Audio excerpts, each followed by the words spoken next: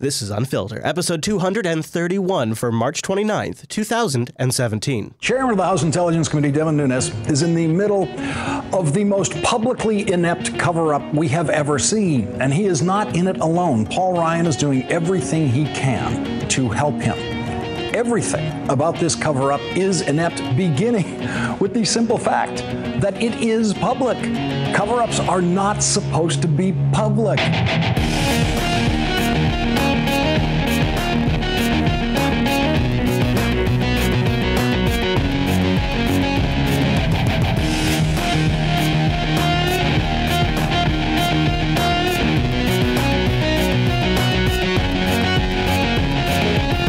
Everybody, Chase, the real Nunes here with you once again for Unfiltered, Jupiter Broadcasting's weekly show about the news you shouldn't be watching.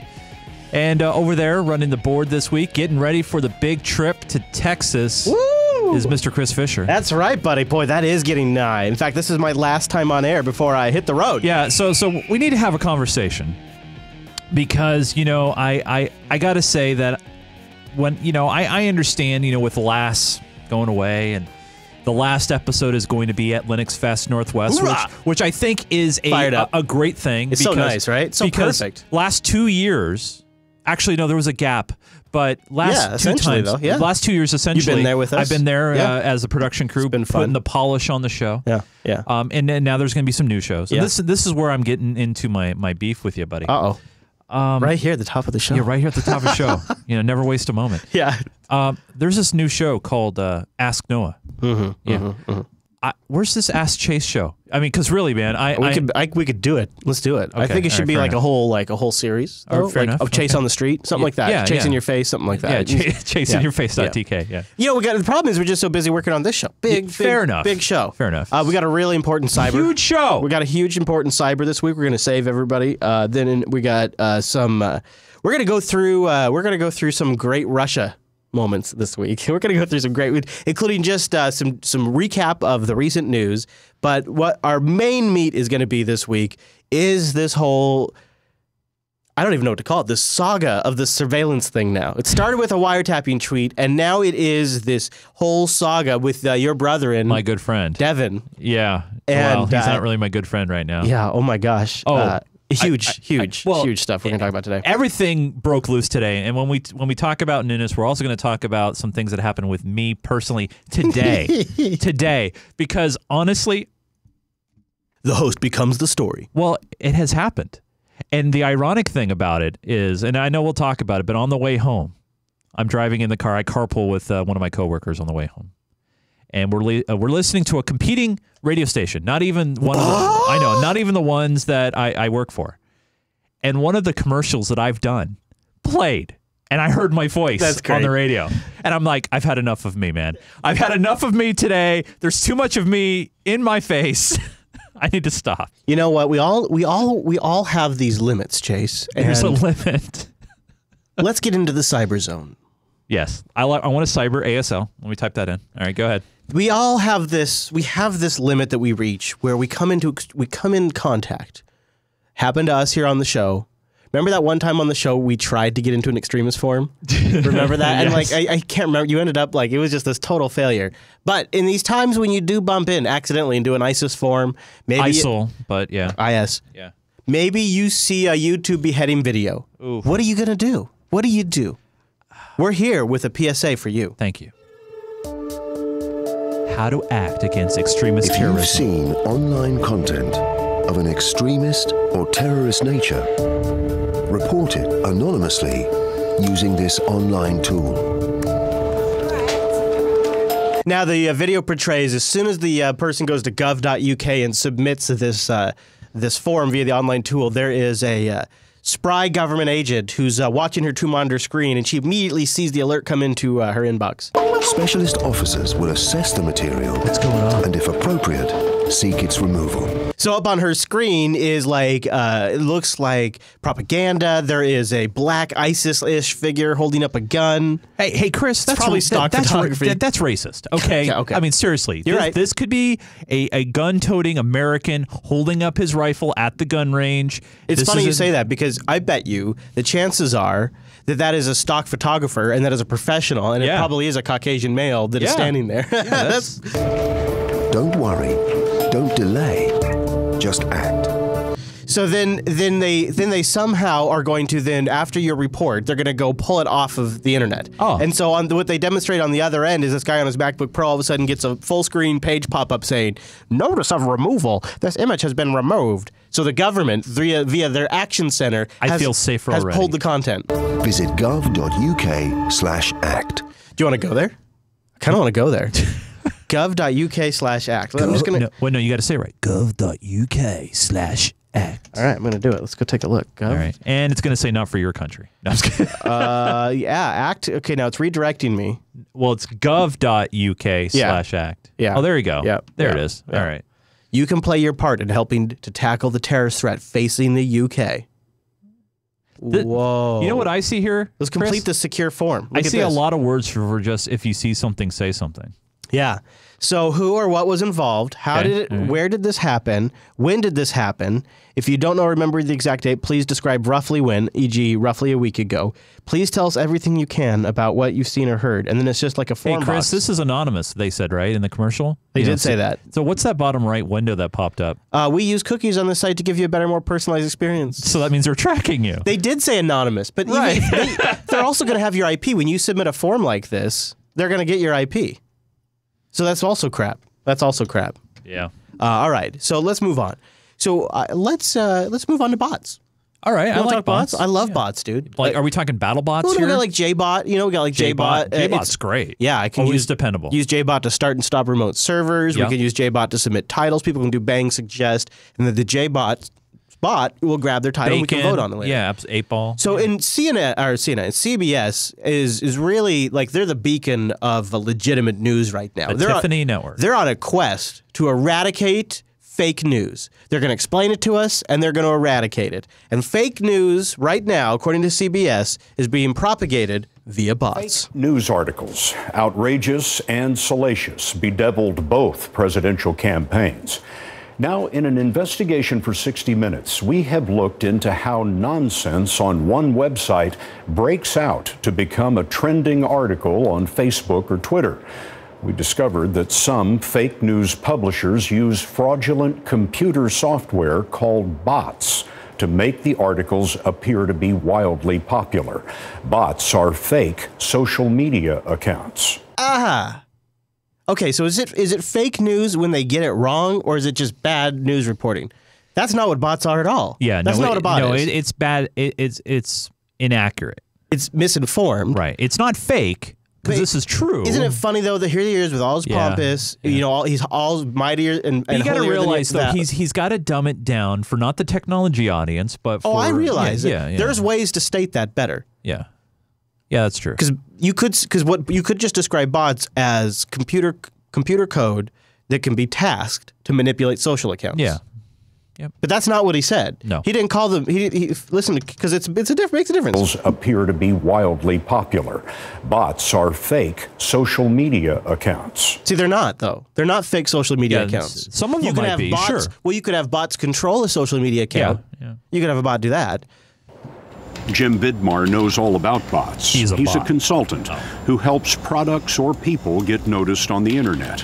So when we're talking about these bots, these are Twitter accounts masquerading as real people. That's right. By the thousands? Millions. Now, of course, these accounts never have any real influence. No. They never have very many followers. No, they usually have eggs for icons. It's really easy to spot them, and Twitter is constantly cleaning them out. See, this, I think, is what Donald Trump would call fake news. This is what Donald Trump would classify fake news. Not news that's wholly made up, but simply news that is inaccurate in some way in which it misleads the public to some degree. Yeah. We did an experiment with Vidmar's help. We bought 5,000 bots from a Russian website. Of course, there had to be a Russian website. Of course. There's plenty of websites in English. Freedomscripts.org there on the screenshot. There is plenty of places you could buy English bots. Yeah. Well, they wanted Russian because they wanted equality. Yeah, I wonder why. I wonder why they wanted Russian. I wonder what the real motivation was for going with Russian for this piece. Because they're trying to make the tie that Russians have been using bots to manipulate the news. Yeah, that's true. You could buy a bot from anywhere. Yep. They cost us just a few $100. And I'm going to tweet from my account what happens when 60 Minutes investigates fake news. I bet that got ironically retweeted a few times. So tweet that out. And there it is. Normally, I would expect real people to retweet my message a few dozen times. Vidmar programmed our bots to retweet my message, and then he turned them loose. Hit it with everything you got. Let's hit it with everything. Yeah, hit it with everything you got. They got 3.2 thousand. You notice that guy's webcam's on?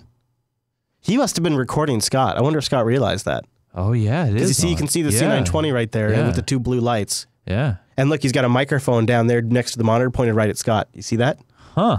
You see that microphone on the stand? I do see it, yes. He recorded his own version of this interview. Wow. Retweets. Right Wait there. a minute, I went from 300 to... You can see the webcam in the bottom of the frame there. Yeah. So now the bots are retweeting. Now this is not really all that remarkable, but watch Scott's reaction. 28,000? Uh-huh. 3,400, now it's Now it's 4,400. 4.4 thousand. Yeah. Mm-hmm.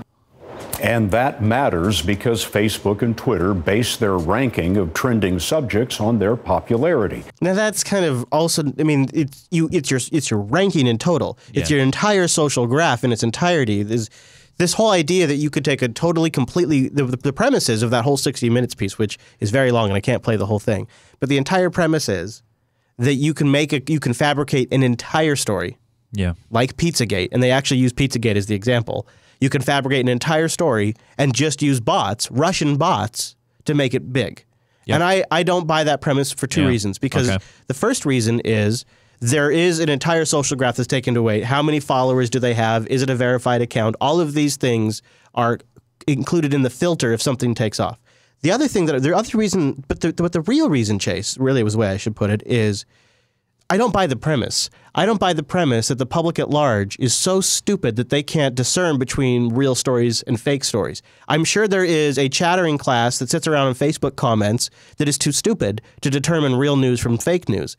But I think the bulk majority of the American people, when they're often put to the test, tend to show a very large amount of common sense. Yeah, that makes sense. And I think the problem I have with all of this is it actually betrays the media's disrespect for the viewing public, because they think that we're all so stupid that we get fooled by some phony article we see on Facebook, and so they have to come be the bastion of, what is CBS's new tagline?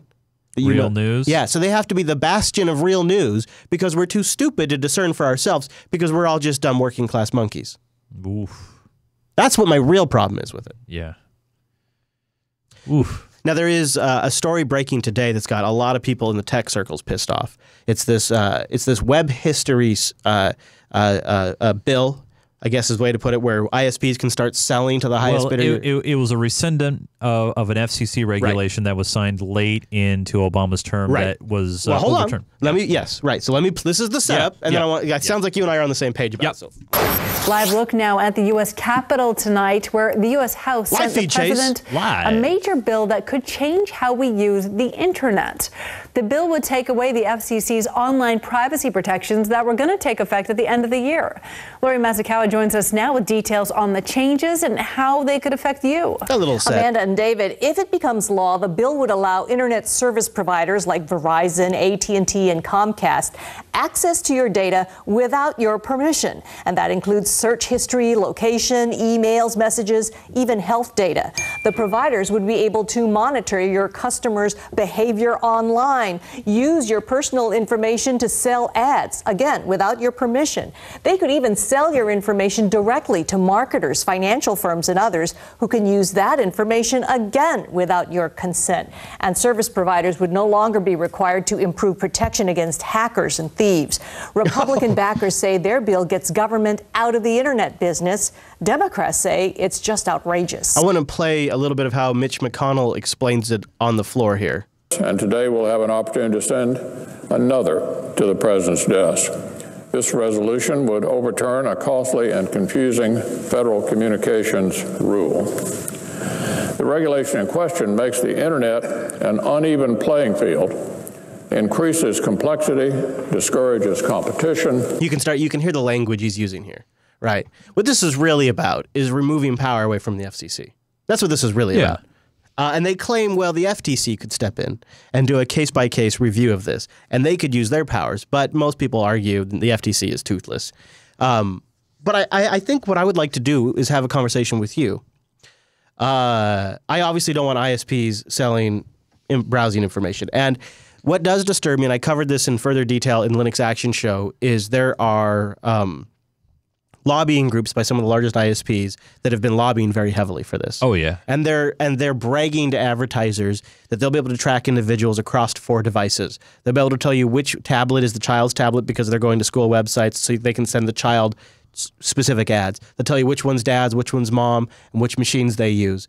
And the great part is because we're their ISP, we're also the cable provider. So we'll also be able to tell you what TV shows they watch, when they fast forward, when they rewind. This also is why they're pulling out of advertising on YouTube, because they want to take the data that they get from the ISPs, the data they get from their partners, the data they get from the data brokers they hire to correlate your credit card transactions, your health information, your insurance information, and then they want the data from Google so they know what ads you see on YouTube. It's really all about the data. It's about tracking. It's been about that the entire time, and that's extremely valuable. So the ISP groups lobbied the Republican caucus to initiate this review process of the FCC's powers. And by invoking this review process, they were able now to strike this out and remove this power from the FCC. All that said, I'm not so sure I want the FCC having any power over the internet, because once those sons of bitches start getting their hands into stuff, like, so Noah is, the new show Ask Noah is launching, and it's going to be simulcasted in Grand Forks on the radio. And there is a metric S-ton of FCC ridiculous rules he's had to go through. He just passed the last test today. Test? They came in and they tested, he has to, before they can put him on air, he has to have a certain noise floor level. He has to be at a negative 61 dB noise floor. Oh, and they came in and tested each individual line of his today to make sure that he was at negative 61 dB exactly. Wow. And all of these weird esoteric rules about nipples and all this kind of stuff that they have done to TV and to radio, I really don't want to see it happen to the internet. And when you give the FCC more power over the internet, you are inviting regulation by people who are not elected into office. You see, there's more public oversight of the FTC than there is of the FCC. Those are bureaucrats that are put in by other bureaucrats, and they can pass rules and regulations that we basically convert into laws and then have no say over. So I'm not a huge fan of giving the FCC more power. I don't like the idea of these ISPs selling our information. I especially don't like that. So what's a good trade-off? Because right now, well, the good trade-off would be to give the FTC enforcement powers. Right, but they're not going to do that. I don't know. I mean, I don't see a Republican administration at this point doing that. Here's the real thing. This is the super real thing. First of all, Trump hasn't signed this yet. But it sounds he said he's going to sign it. Well, it's essentially Spicer implied President that. Trump is reportedly expected to sign legislation that would allow internet service providers to monitor internet activity and sell that information without users' permission. Will he be signing that legislation, and why does he think it's good for America? I'm wondering who this benefits apart from ISPs and their executives. I know the House and the Senate have just passed that. When they enroll it, then we'll have further updates on that. I'm not. When we have, I know that I believe we have a statement of administration policy on that bill out, and we have further updates on a signing ceremony. I will let you know.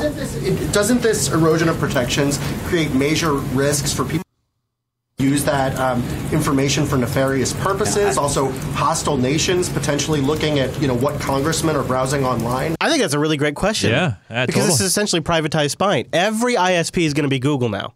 They're all going to be watching everyone's going to have info. But listen to Sean. The way he says this, it sounds like it's a signed deal. Is that concerning to the White House? I think there's, as I mentioned, that we have a statement of administration policy on that bill. That we'll have further updates, and when we do, we sign it, I'm sure we'll have further details on why. When we sign it, we'll have further details on why. Yeah, so that looks like... Can't provide details before you sign, but sure, when you can afterwards when it's provided to you, probably. Yep, that's a done deal. It's a done deal. I'm not happy about it. Although I think the reality is, but FCC rules would a didn't VPN protect somebody? I mean, in this scenario? Oh yeah, sure. Tor might help too. Yeah.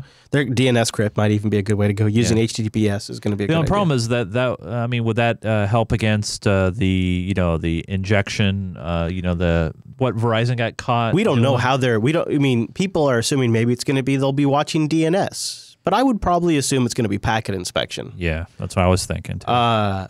And the other reason why I'm not really all like, yeah, VPN, rah, rah, rah. First of all, I don't want anything to make my connection any slower. I don't want anything that adds latency. That sucks. Yeah, totally. Sucks for gaming, sucks for streaming, sucks. The other thing I don't like is it shouldn't have to do it. Right. The other thing I don't like is that it's something that only a technical elite can accomplish. So it means the vast, vast, vast, vast majority of the public are still getting spied upon. And I think the vast majority of the public still don't even really understand what the hell's going on with this I agree. situation. Situation. You know, there's one thing that I think is bared out over the course of this show. Yeah. When John McCain. Yeah. My good friend. Hillary Clinton. Other good friend. And Dick Cheney. Man, that's a party. When they all agree on something, the opposite is probably true. Not any argument that at this stage that somehow the election of President Trump was not legitimate, but there's no question but what there was a very serious effort made by... You know, it's funny, Dick Cheney, as time goes on, people stay the same. Here he says there's no question. There's no question. There's also, it's funny, another famous Dick Cheney quote, he said, there's no doubt that Saddam Hussein has weapons of mass destruction in Iraq.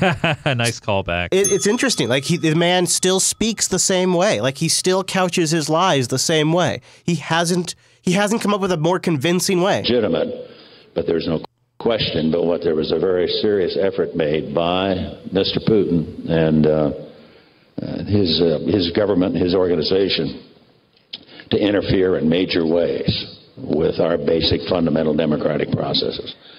In some quarters, that would be considered an act of war. Yeah, that last phrase there, a lot of attention, an act of war. Strong words from the former Vice President Dick Cheney. John Bolton. So Cheney this week coming out saying this Russia stuff is an act of war. And Anderson Cooper, he's going to do a rundown of Trump's Russia connections.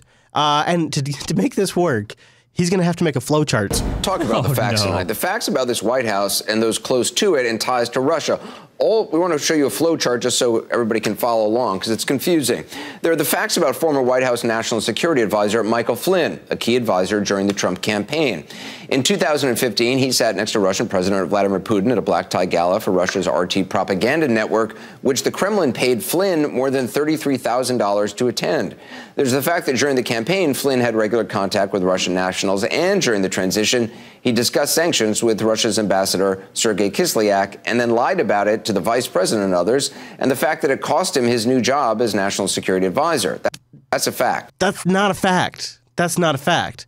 That's not what cost him the job. See, that's what Trump would call, again, fake news. What cost him his job was that he lied to the vice president, and then after some deliberation, like, well, since you lied to us, you've lost our trust, we're firing you. Right. They didn't fire him because he talked to the ambassador. Correct. They fired him because he lied. That's why he fired him. But Cooper says that's a fact. It's not a fact. That's actually a misrepresentation. Cost him his new job as national security advisor. That's a fact.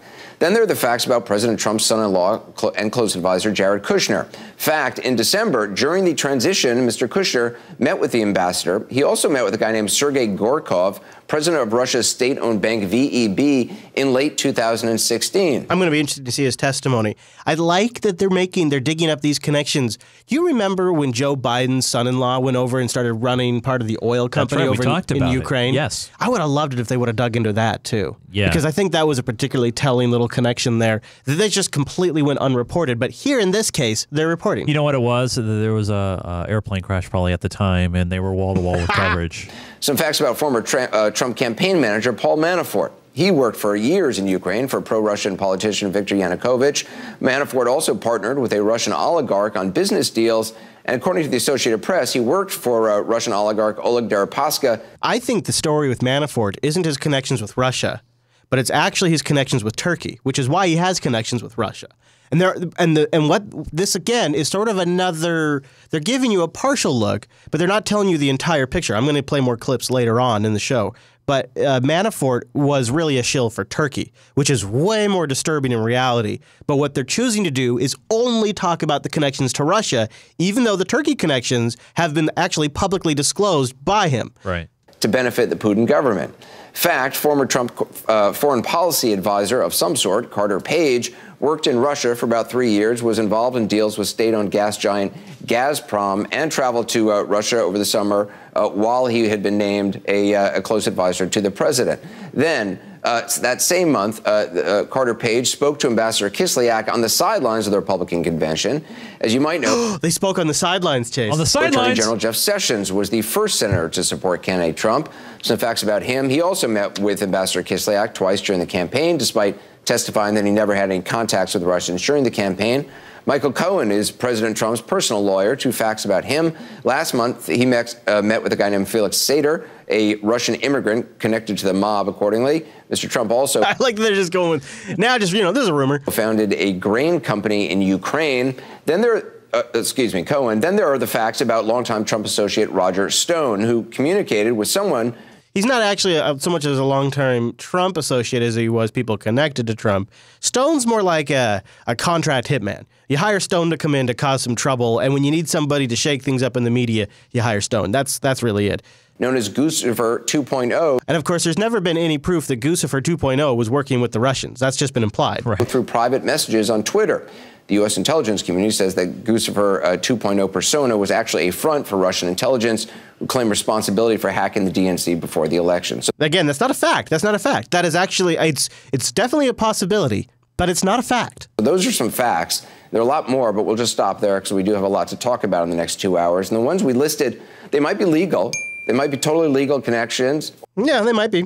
They might be totally legal connections. Moving on, just to show you the other side, you could report this differently, depending on the lens in which you look at this, because there's some really fascinating Russian connections on the left.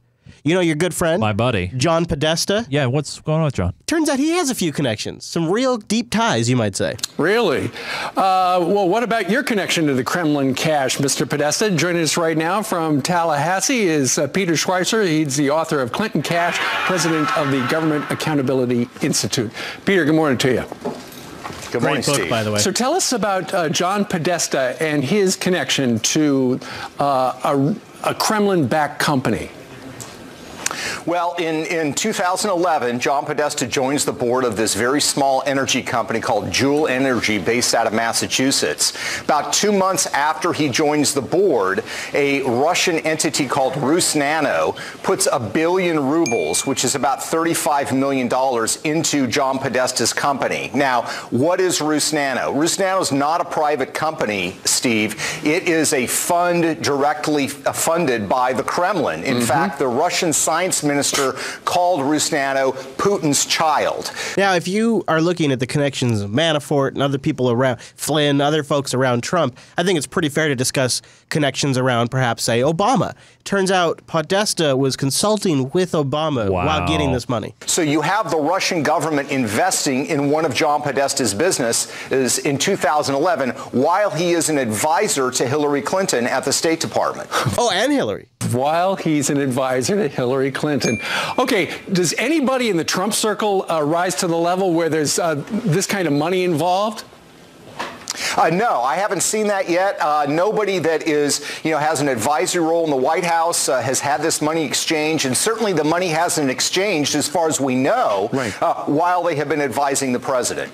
Okay, so all that big money when he was an advisor to Hillary Clinton, who was running for president, he was and also at the U.S. Department of State, but also wasn't he a special counselor to Barack Obama when he was president and did not disclose the fact that he had, apparently, it looks like, in his portfolio, all this Russian money? Oh, yeah, I mean, this is part of the problem, Steve. So then in 2013, he goes to the White House to be special counselor to Barack Obama, and that requires that you have financial disclosures every year. In his financial disclosure form in 2013, he not only fails to disclose these 75,000 shares of stock that he has in Juul Energy, which is funded in part by the Russian government, he also fails to disclose that he is on one of the 3 corporate boards that this entity has. It's got this very complex ownership structure. So the funny thing about all of these connections to Russia and the Ukraine is, depending on the lens in which you choose to look at the information, you can dig up information either way. Right. It all looks damning. Anybody. I mean, people can dig it up on me, and you never know what can find anything. All of these guys and gals are opportunistic sons of bitches that the second they get a business opportunity and can use their influence to leverage it, they're going to take it, because that's why they're in this highest level of politics. Right. It's So not they're all in. about serving the common good at this point anymore. Let's be honest. Come on, yeah, be straight with us. So we got to talk about Nunes. Now, before we get there. Who? Yeah. Before we get there, our good buddy, Mr. Chase, has had a My good up-close friend. and Wait. personal experience with this whole Devin Nunes controversy, which we're about to cover. Yeah. Because, Yeah. ironically, you just happen to share the same I last just name. happen to have the same last name as the guy. And this has been going on now for weeks. We've been talking about it here on this show. Yeah, and the news broke first here. yeah, that's right. That's right. And it's bubbled up. It's bubbled up to our local ABC affiliate, Como News. Twitter wars are nothing new. You've probably gotten into a few yourself. One of our own engineers here at Como accidentally got dragged into one because of his name. Como's Chase Nunes is good enough to join us in studio. So this is literally an hour and a half ago? Literally. You were on the radio right before you jumped in the car and ran up here. I walked over to the radio studio and jumped on with Tom. Yeah, and so they covered the story. And it's not your first name, is it, Chase? No, it's my last name, Tom. There's a certain Devin Nunes who's in a bit of a controversial situation, Republican head of the House Intelligence Committee. I don't think everybody needs the full backdrop on that. You're probably familiar with it. So you have this last naming. So describe this. Are you guys eye to eye? Yeah, you're seeming pretty chummy. Yeah, and by the way, Tom Glasgow, he does sports for the Mariners, Root Sports. He's a great guy. He does afternoon drive for us. And they were actually looking for me earlier in the day. I'm working, okay, so I'm all over the building. And they're like, hey, Chase, do you got about 5 minutes to spend on the radio with us? And actually, we need to back this up a little bit before you continue. So earlier, yesterday, I got a tweet from Todd Bishop at GeekWire.com. GeekWire is a Seattle-based technology news website. Yeah. And so they thought it was hilarious what was going on, and they wanted to write a story. So they wrote a story about it, and the story got published this morning. Once the story got published, one of the associate executive producers of Como News comes over to me and says, hey, Chase, we have to put you on the air. We have to put you on TV. Okay. And so I was interviewed for TV news, and that's already been on the air at 4, and it'll be on the air again here shortly. I haven't seen that, but it was fun. I was there.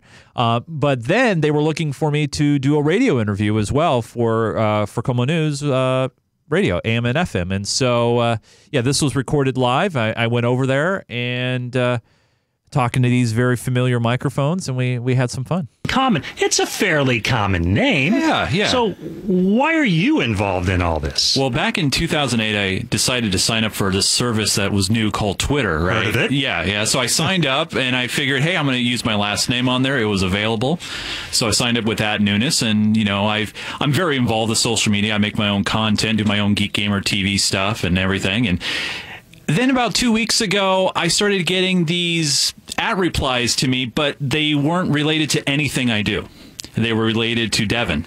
Yes. And so what I decided to do was, instead of ignoring it, well, I tried to ignore it, but in one day I got like 600 responses. Oh, my God. So I decided, hey, I'm going to go ahead and have some fun with this and start replying, but be more sarcastic in my replies. Now, I got a question for you. Yeah, buddy. So you guys, the report goes on, and it gets to a point. You can go in there and just grab it and take it for themselves. Gone for good. So, and I want my name. So there wasn't this part. Let's see, wait for it. Yeah. Interesting story. Thanks for So right there, right here. Okay, now I gotta ask you, just from a production standpoint. Yes. When this moment happens. Sorry, thanks for how are things in engineering, by the way? When you heard that, in the back of your mind, as somebody who's been a host and a co-host for a decade. Yeah. Did you go, oh shit, he needs to kill a little time? Yeah, he needs to kill someone. Yeah, that's what I thought. I knew it. As soon as I heard that, I was like, oh shit, what's Chase gonna do? Because he looked at the clock. So radio, it's kind of like this show. It is run down to the second. Yeah. And, they have traffic on the 4s, and you have sports at 45, and you have all these things, right? So I listened to him. Interesting story. Thanks for how are things in engineering? Looking around. Stall. So he brought up engineering, and of course, I couldn't throw the station under the bus. No, you there, did great. by the way. Engineering's great. I think we're on the air right now. Which that was good, dude. That made me laugh. Which is the light says we are. So we're good to go. But no, it's things are great. Como's a great family, and everybody's been real supportive of me during my time at Para. All right. That was good.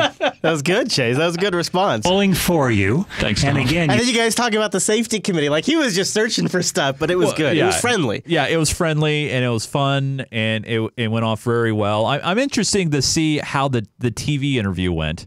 It's like I had experience on the microphone before. I don't know where I got that from. They should probably catch on to that, I think. I think they eventually will. So we have, what now, Mr. Chase, we have so much stuff to get into. We have so many good things, as they say, that why don't we dig into something that we touched on last week? You remember the story where the judge went on Fox News and said the GCHQ got the information over to Obama? That's right, yes. Three sources, wasn't it? Three sources. And then Trump says something in a press conference, and that day, boom, Fox News fires him. That's right. Gone. Well, guess what?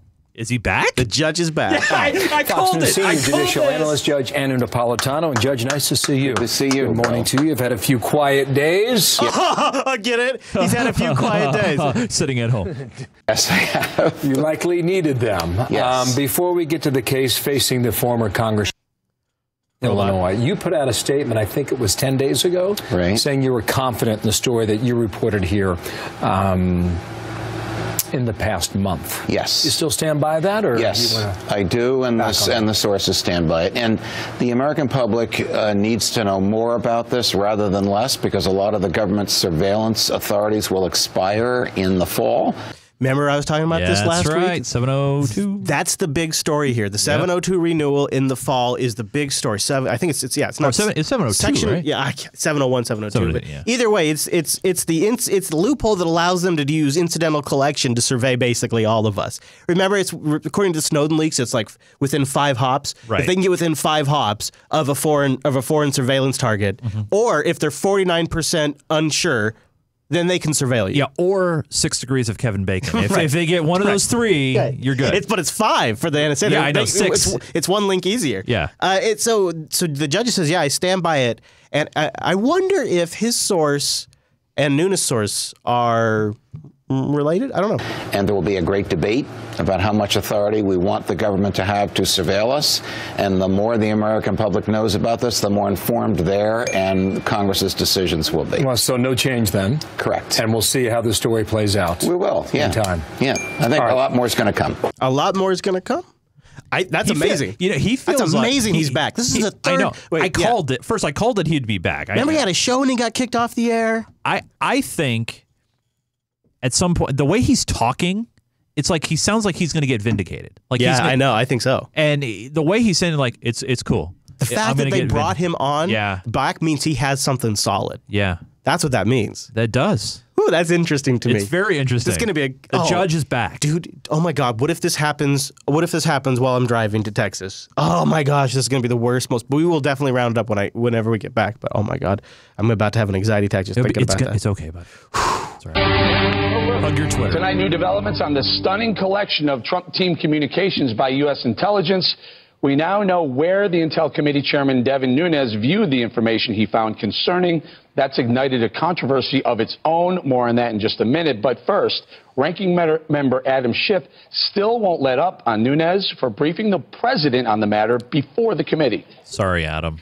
Well, we can't have a credible investigation if one of the members, indeed the chairman, takes only information he has seen to the White House and doesn't share it with his own committee. I think the chairman has to make a decision whether to act as a surrogate of the White House, as he did during the campaign and the transition, or to lead a independent and credible investigation. I hope he chooses the latter.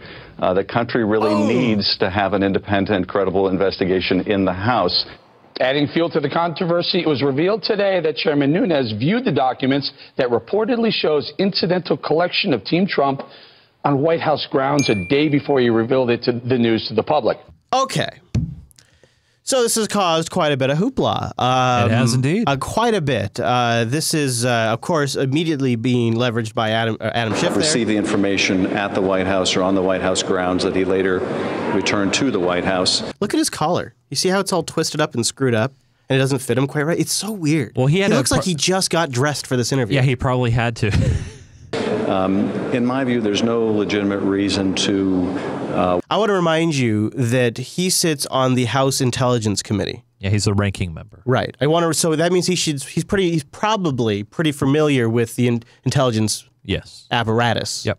To withhold that from the committee that is charged with responsibility of overseeing these issues. There's nothing normal about what's taken place over the last week. It's certainly not normal to go and receive information as the chairman of a committee that you can't share with your own committee members. Again, I want to remind you, he's the chairman of the Intelligence Committee for the House. But you go and share with the president, particularly if the investigation involves associates of the president. As far as I know, none of the committee members have seen it. It's not just an unwillingness to share with Democrats. None of the committee members, Democrats or Republicans, have seen what the chairman is referring to. It's not just the Democrats. The Republicans haven't seen it. You know what? They haven't seen it. Okay. All right. Wonder why that is. Wonder why won't Nunes? Why won't Devin? Why won't Devin? We'll go by Devin. Yeah, let's go by Devin, please. But why is he not sharing the information? Why did he take it directly? Why did he go to the White House? Why did he take it directly to the president? Why did he make 2 trips to the White House? Who let him in at the White House? Why hasn't he shared it with Schiff? Why hasn't he shared it with the other Republicans? I have answers for all of this. I can answer every single one of those questions. Can you answer it in 140 characters or less? No. No, I cannot. All right. So let's start with the whole. Okay, let's start. Did you use that SCIF? And the SCIF is the acronym. Have you heard of SCIF?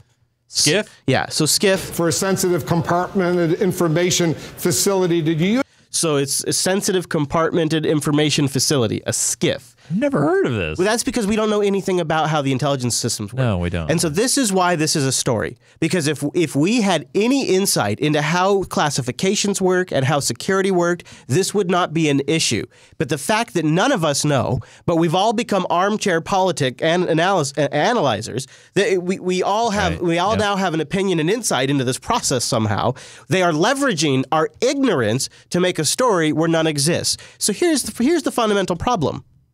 The information that Devin has been given has not been declassified for Congress to review it. So no one in Congress can see it. It can't even be brought to Congress. It is only allowed for view at the executive level. So it can only be viewed at the White House. It literally means the papers are only allowed to be opened and viewed in a secure room at the White House. Now, does he go on and actually answer that and say that? Use that SCIF on the White House grounds. Why not use a SCIF? You have plenty of them up on the House side and the Senate side on Capitol Hill. Yeah, and this, we've talked about this before. This is where they reviewed secret bills before. These are all over D.C., and they're for different classification levels. Well, that is a very good question. So here's the problem. The Congress has not been given this information, these documents, and that's the problem. So because this is executive branch, it was distributed widely through the executive branch. This was from November, December, and January. This is the stuff that the Obama administration pushed all around. It's got if he were to bring it to a congressional SCIF, he would be literally leaking the information. He would be declassifying the information. And these were reports, just let me reiterate, this had nothing to do with Russia, nothing to do with the Russia investigation.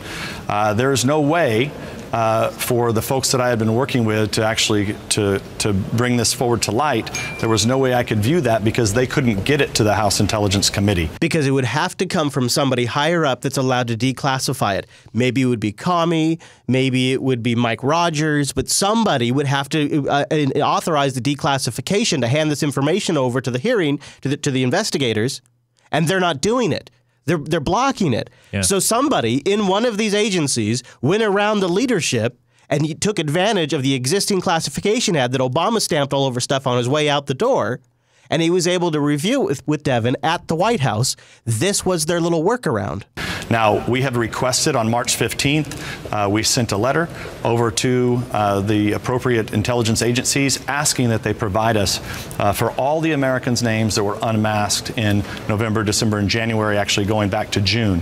And so we're hopeful that we're going to begin to get through those documents, those names. We think that the NSA is providing the information sometime this week. It'll take our investigators a while to go through it. Now, that's a key thing. The NSA is on board. In fact, it looks like the NSA is going to be the agency providing him with the information that backs up the claims.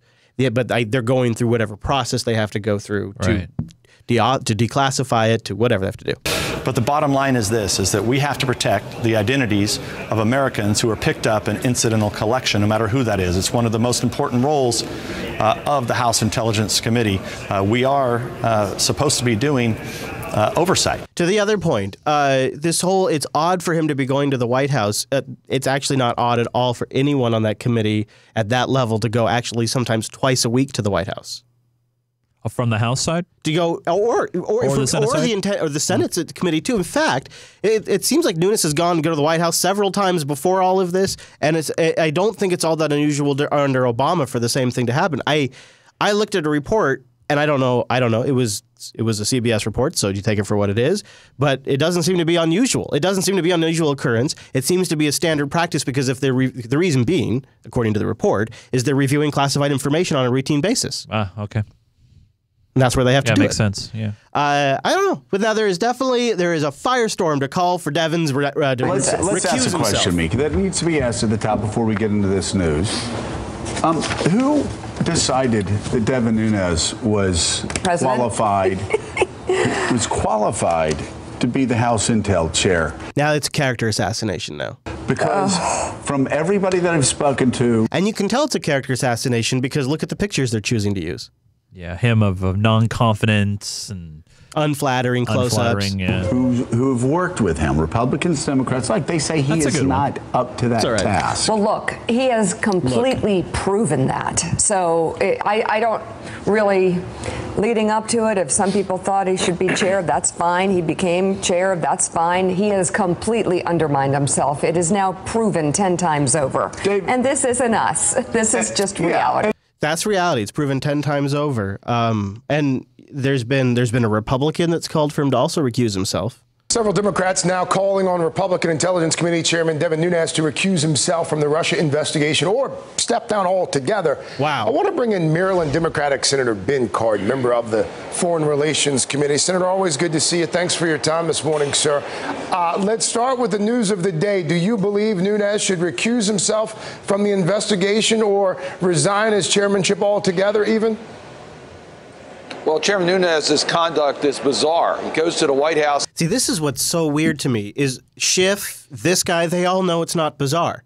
They all know it's a classification issue. If they all or they are all very unaware of how the process works. So why wouldn't Devin come out and just say that? Essentially, he did in that interview with Wolf. He did it with Wolf. Okay. This is what happens. It doesn't change the narrative anymore. The narrative continues on. The information comes out and it just steamrolls right along. Yeah. I just feel like if he would have came out and said this when he was on the front of the White House lawn, and he was out there and he was making some notes and that sort of thing.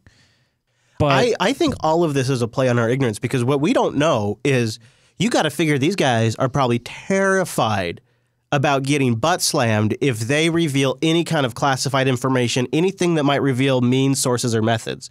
And so I would imagine that they are paranoid about what they say. Because he's been iterating on what he's talked about now for a week. To get information that should have been made available to him in the Capitol.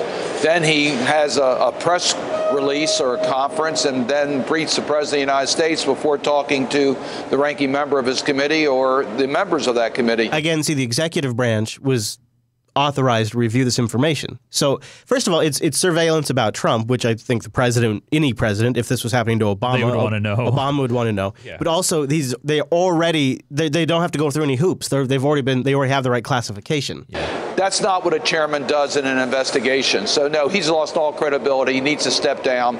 It shows that it's going to be extremely difficult for Congress to do its own bipartisan, nonpartisan investigation of what Russia was doing in the United States and the contact to the Trump administration. We need to have an independent commission look at this. But this is a Republican Republican saying this. No, it's a Democrat. Oh, this is a Democrat. But there are Republicans saying this. This we need to have a 9/11 style commission. We need to have a 9/11 style. Yeah, I got a 9/11 style. Yeah, so that I think is going to be a dark path. I think that's Because once you start digging, you don't stop until you find something. No, yeah. And there's probably something there.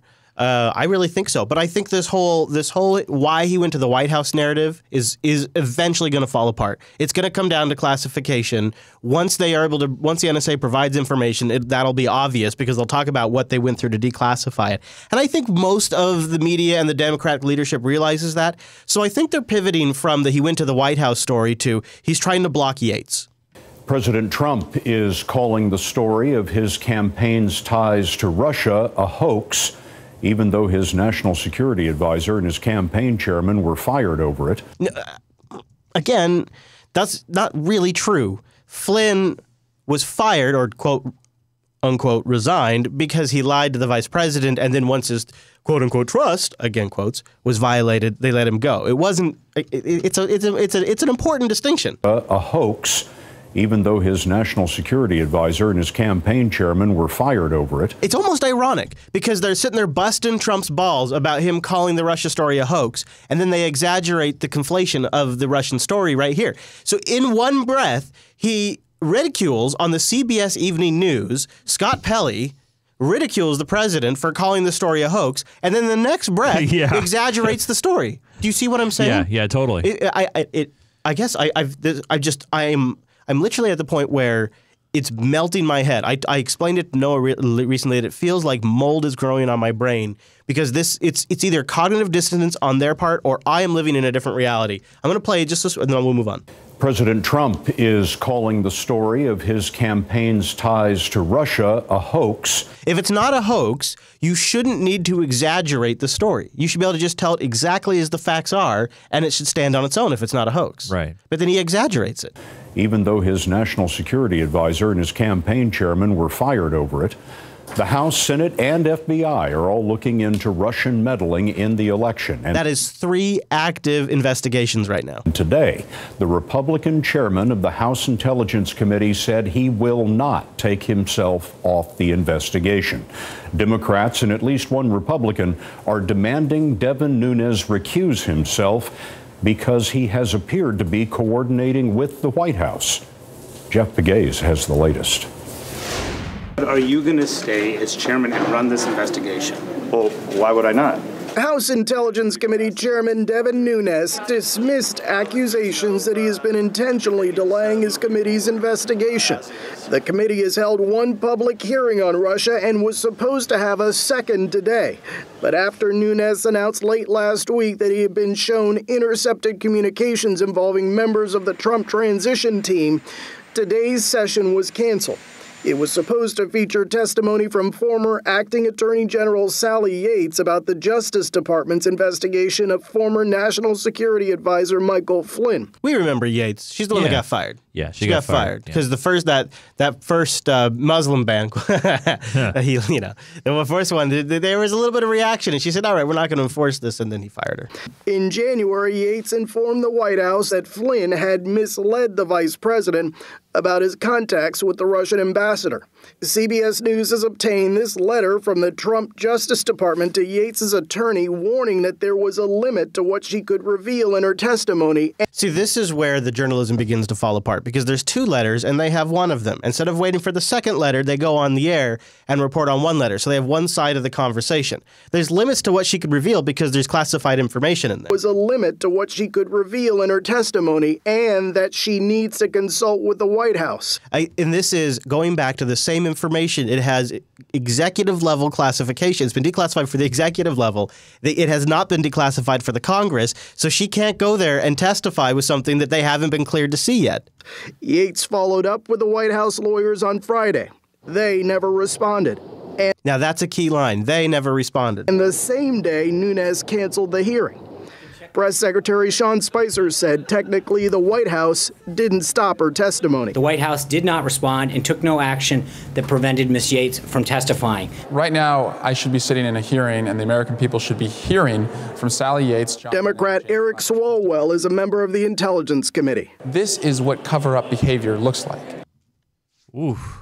So that's an accusation. This guy is butt buddies with Schiff, Adam Schiff. He's Schiff's right-hand guy in this committee.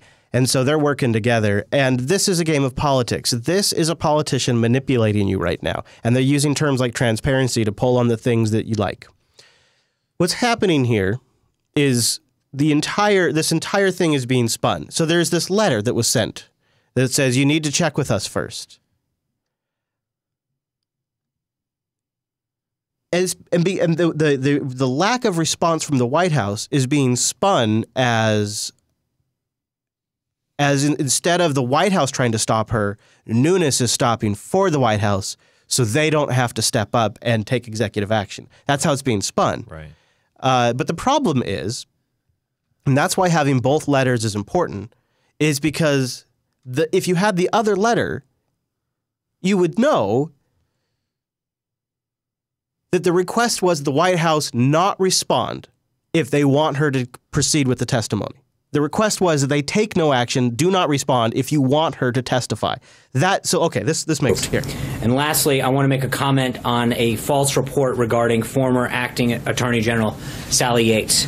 As a matter of fact, I'd like to walk you through the sequence of events just to make sure that everyone's abundantly clear on what happened. On March 14th, Chairman Nunes and Ranking Member Schiff invited Sally Yates to testify on March 28th. I want to stop right there. Nunes Devin was one of the guys that invited her to testify to begin with. Right. So it's kind of weird that he'd be now trying to prevent her from testifying when he's the one that invited her to testify. Moving on. Well, maybe it's to make himself look good. He wouldn't have to be. He doesn't technically have to be running this entire investigation. That's true. On March 23rd, Sally Yates' attorney sent a letter to the Department of Justice asking for their consent to testify without constraints. On March 24th, the Department of Justice responded that the president owns those privileges to discuss the communications they were requesting to talk about and referred them to the White House. All right, so that's why they were referred to the White House. This is important. Now follow along. These papers are published on the Washington Post website. Also on the 24th, Ms. Yates' attorney sent a letter to the White House counsel requesting that consent, specifically stating that if they did not receive a response by March 27th at 10 a.m., they would, quote, conclude that the White House does not assert executive privilege over these matters. The White House did not respond and took no action. The letter that she sent literally said, if you don't respond, we'll conclude you take no executive action and we can proceed. That's what the letter said, so the White House didn't respond. That prevented Ms. Yates from testifying. That's the story. That's what the documents show. And with that, I'm glad to take some questions. Of course you can, John Roberts. I'd like to follow on that because there are reports that even though the hearing that was set for the 27th was not scheduled, it was canceled by Devin Nunes to prevent this White House from publicly invoking a claim of executive privilege. Could you speak to that? I hope she testifies. I look forward to it. It was never, let's be honest, the hearing was actually never notified. If they choose to move forward, great. We have no problem with her testifying, plain and simple. The report in the Washington Post is 100% false. The letters that they frankly publish on their website all back up everything I just read. All of the letters are available on their website. I hate to give them the traffic. But the reality is that they specifically say, if you don't respond, we're going to go ahead. We didn't respond. We encourage them to go ahead. But to suggest in any way, shape, or form that we stood in the way of that is 100% false. I think what could be happening, well, I'll tell you what. You know what? I'll move on. Remember my point? I said the narrative never stops. Yeah, that keeps going. Those letters are on the Washington Post website. You can read them. All of it's there. You don't have to take Sean's word for it. It's all up there. Despite that, despite those letters, despite the fact that CBS has reporters at that press conference where he talks through all of that, they then run another report. A CBS News poll out this morning finds many Americans disagree with the president when he says the Trump-Russia story is a hoax. It's funny they lead with that too. See, they do this all the time at CBS. They lead with a right to Trump. And they with a poll, like they'll start with the president's poll numbers slid again today. That's what they lead with, and then they proceed into the story, and they will not reflect any of that information that was just in that press conference, even though that press conference took place yesterday. This report was ran today. Wow. 59% say it is very likely or somewhat likely that Trump associates had improper communications with Russia's government. 40% of people in our poll approve of President Trump's job performance, and that is nearly unchanged from last month. Now, the White House denies trying to block former acting Attorney General Sally Yates from testifying to Congress about Russia. The president fired Yates in January after she told Justice Department lawyers not to defend the first version of his refugee and travel ban. Jeff Pegues is on Capitol Hill with the new controversy over Sally Yates. Jeff, good morning. Good morning. The House investigation has officially stalled, bogged down by finger-pointing and accusations. The latest flashpoint is the testimony of Sally Yates, who was also the official who informed the White House that former National Security Advisor Michael Flynn had misled the vice president about his contacts with the Russian ambassador. The White House did not respond and took no action that prevented Ms. Yates from testifying. You see how they intentionally cut out the part where they talk about their letter says "do not respond"? Exactly. Yeah. They at this, but they took the they have the footage of the press conference. They had the full thing. They just choose not to play that part of it because they can still make the narrative work even from that press conference by selectively editing. Russian ambassador. The White House did not respond and took no action that prevented Ms. Yates from testifying. An exasperated Sean Spicer dismissed accusations that the White House sought to delay former acting Attorney General Sally Yates from testifying. We encourage them to go ahead. But to suggest in any way, shape, or form that we stood in the way of that is 100% false. CBS News has obtained this letter from the Trump Justice Department to the attorney representing Yates. It warns that there is a limit to what she could reveal in her testimony and that she needs to consult with the White House. On the same day she received this letter, the chairman of the House Intelligence Committee, Congressman Devin Nunes, canceled Yates' scheduled testimony. You hear the feedback they have on their own production there? The editor. Anyways, they don't mention the other letter. No mention of the other letter. No second letter. Even though the second letter is publicly available. It gets stranger and stranger. Yeah, thanks, Mark. Yeah, frankly, more bizarre every day. Yeah. So these people, these politicians are aware of how classification works. They're aware of restrictions, and they are aware of the fact that things have not been declassified for the Congress because this is standard run-of-the-mill operation. This happens every single day. This is something that happens every day for them in the intelligence committees. So they all know how this works. Right. Adam Schiff, this guy, they all know, but they're making a big stink out of it. They all realize that there was 2 letters that said, if you don't respond, we will proceed. They all know it, but it doesn't stop them from just making hay. Since Nunes announced late last week that he had been shown intercepted communications involving members of the Trump transition team, the House Intelligence Committee investigation into Russian meddling in the election has been in disarray. A lot of politics, people get heated, but I'm not gonna involve myself. On Tuesday, Nunes was facing more questions about whether he was working with the White House to delay his committee's investigation, while also dismissing calls for him to step aside. Are you going to stay as chairman and run this investigation? Well, why would I not? This is what cover-up behavior looks like. This guy again. Now, what I find it's funny how they keep reusing some of those clips. They can't get other Democrats to go on the record to say crap like this. So they all know what's going on. I have a theory as to why there's been a delay. Okay. I think that the NSA is working on the revelation of what happened to some degree. There's going to be some information there. Somebody's working on that. They're going through the hoops of getting it declassified, and then they're going to dump it. And Devin has been making suggestions about it coming, and the judge made suggestions about it coming. Yeah. And I think what they're doing is they're trying to tread water until this comes, because it's going to change the entire dynamic of the discussion. Right. Once this information is revealed. The going to the White House looks bad because it's the optics of it are simply you're going to where Trump is at. But Nunes claims that no one at the White House knew he was there. He says he didn't talk to anyone at the White House before he had his meeting at the Skid. Oh, no, I think I've been very clear. There was no, and a matter of fact, I've been very clear on this for many, many weeks now. There was no wiretapping of Trump Tower. That didn't happen. Yes. Was he surveilled? Was he indirectly Members of Congress have suggested on the record that your Wednesday press conference might have been orchestrated by the White House.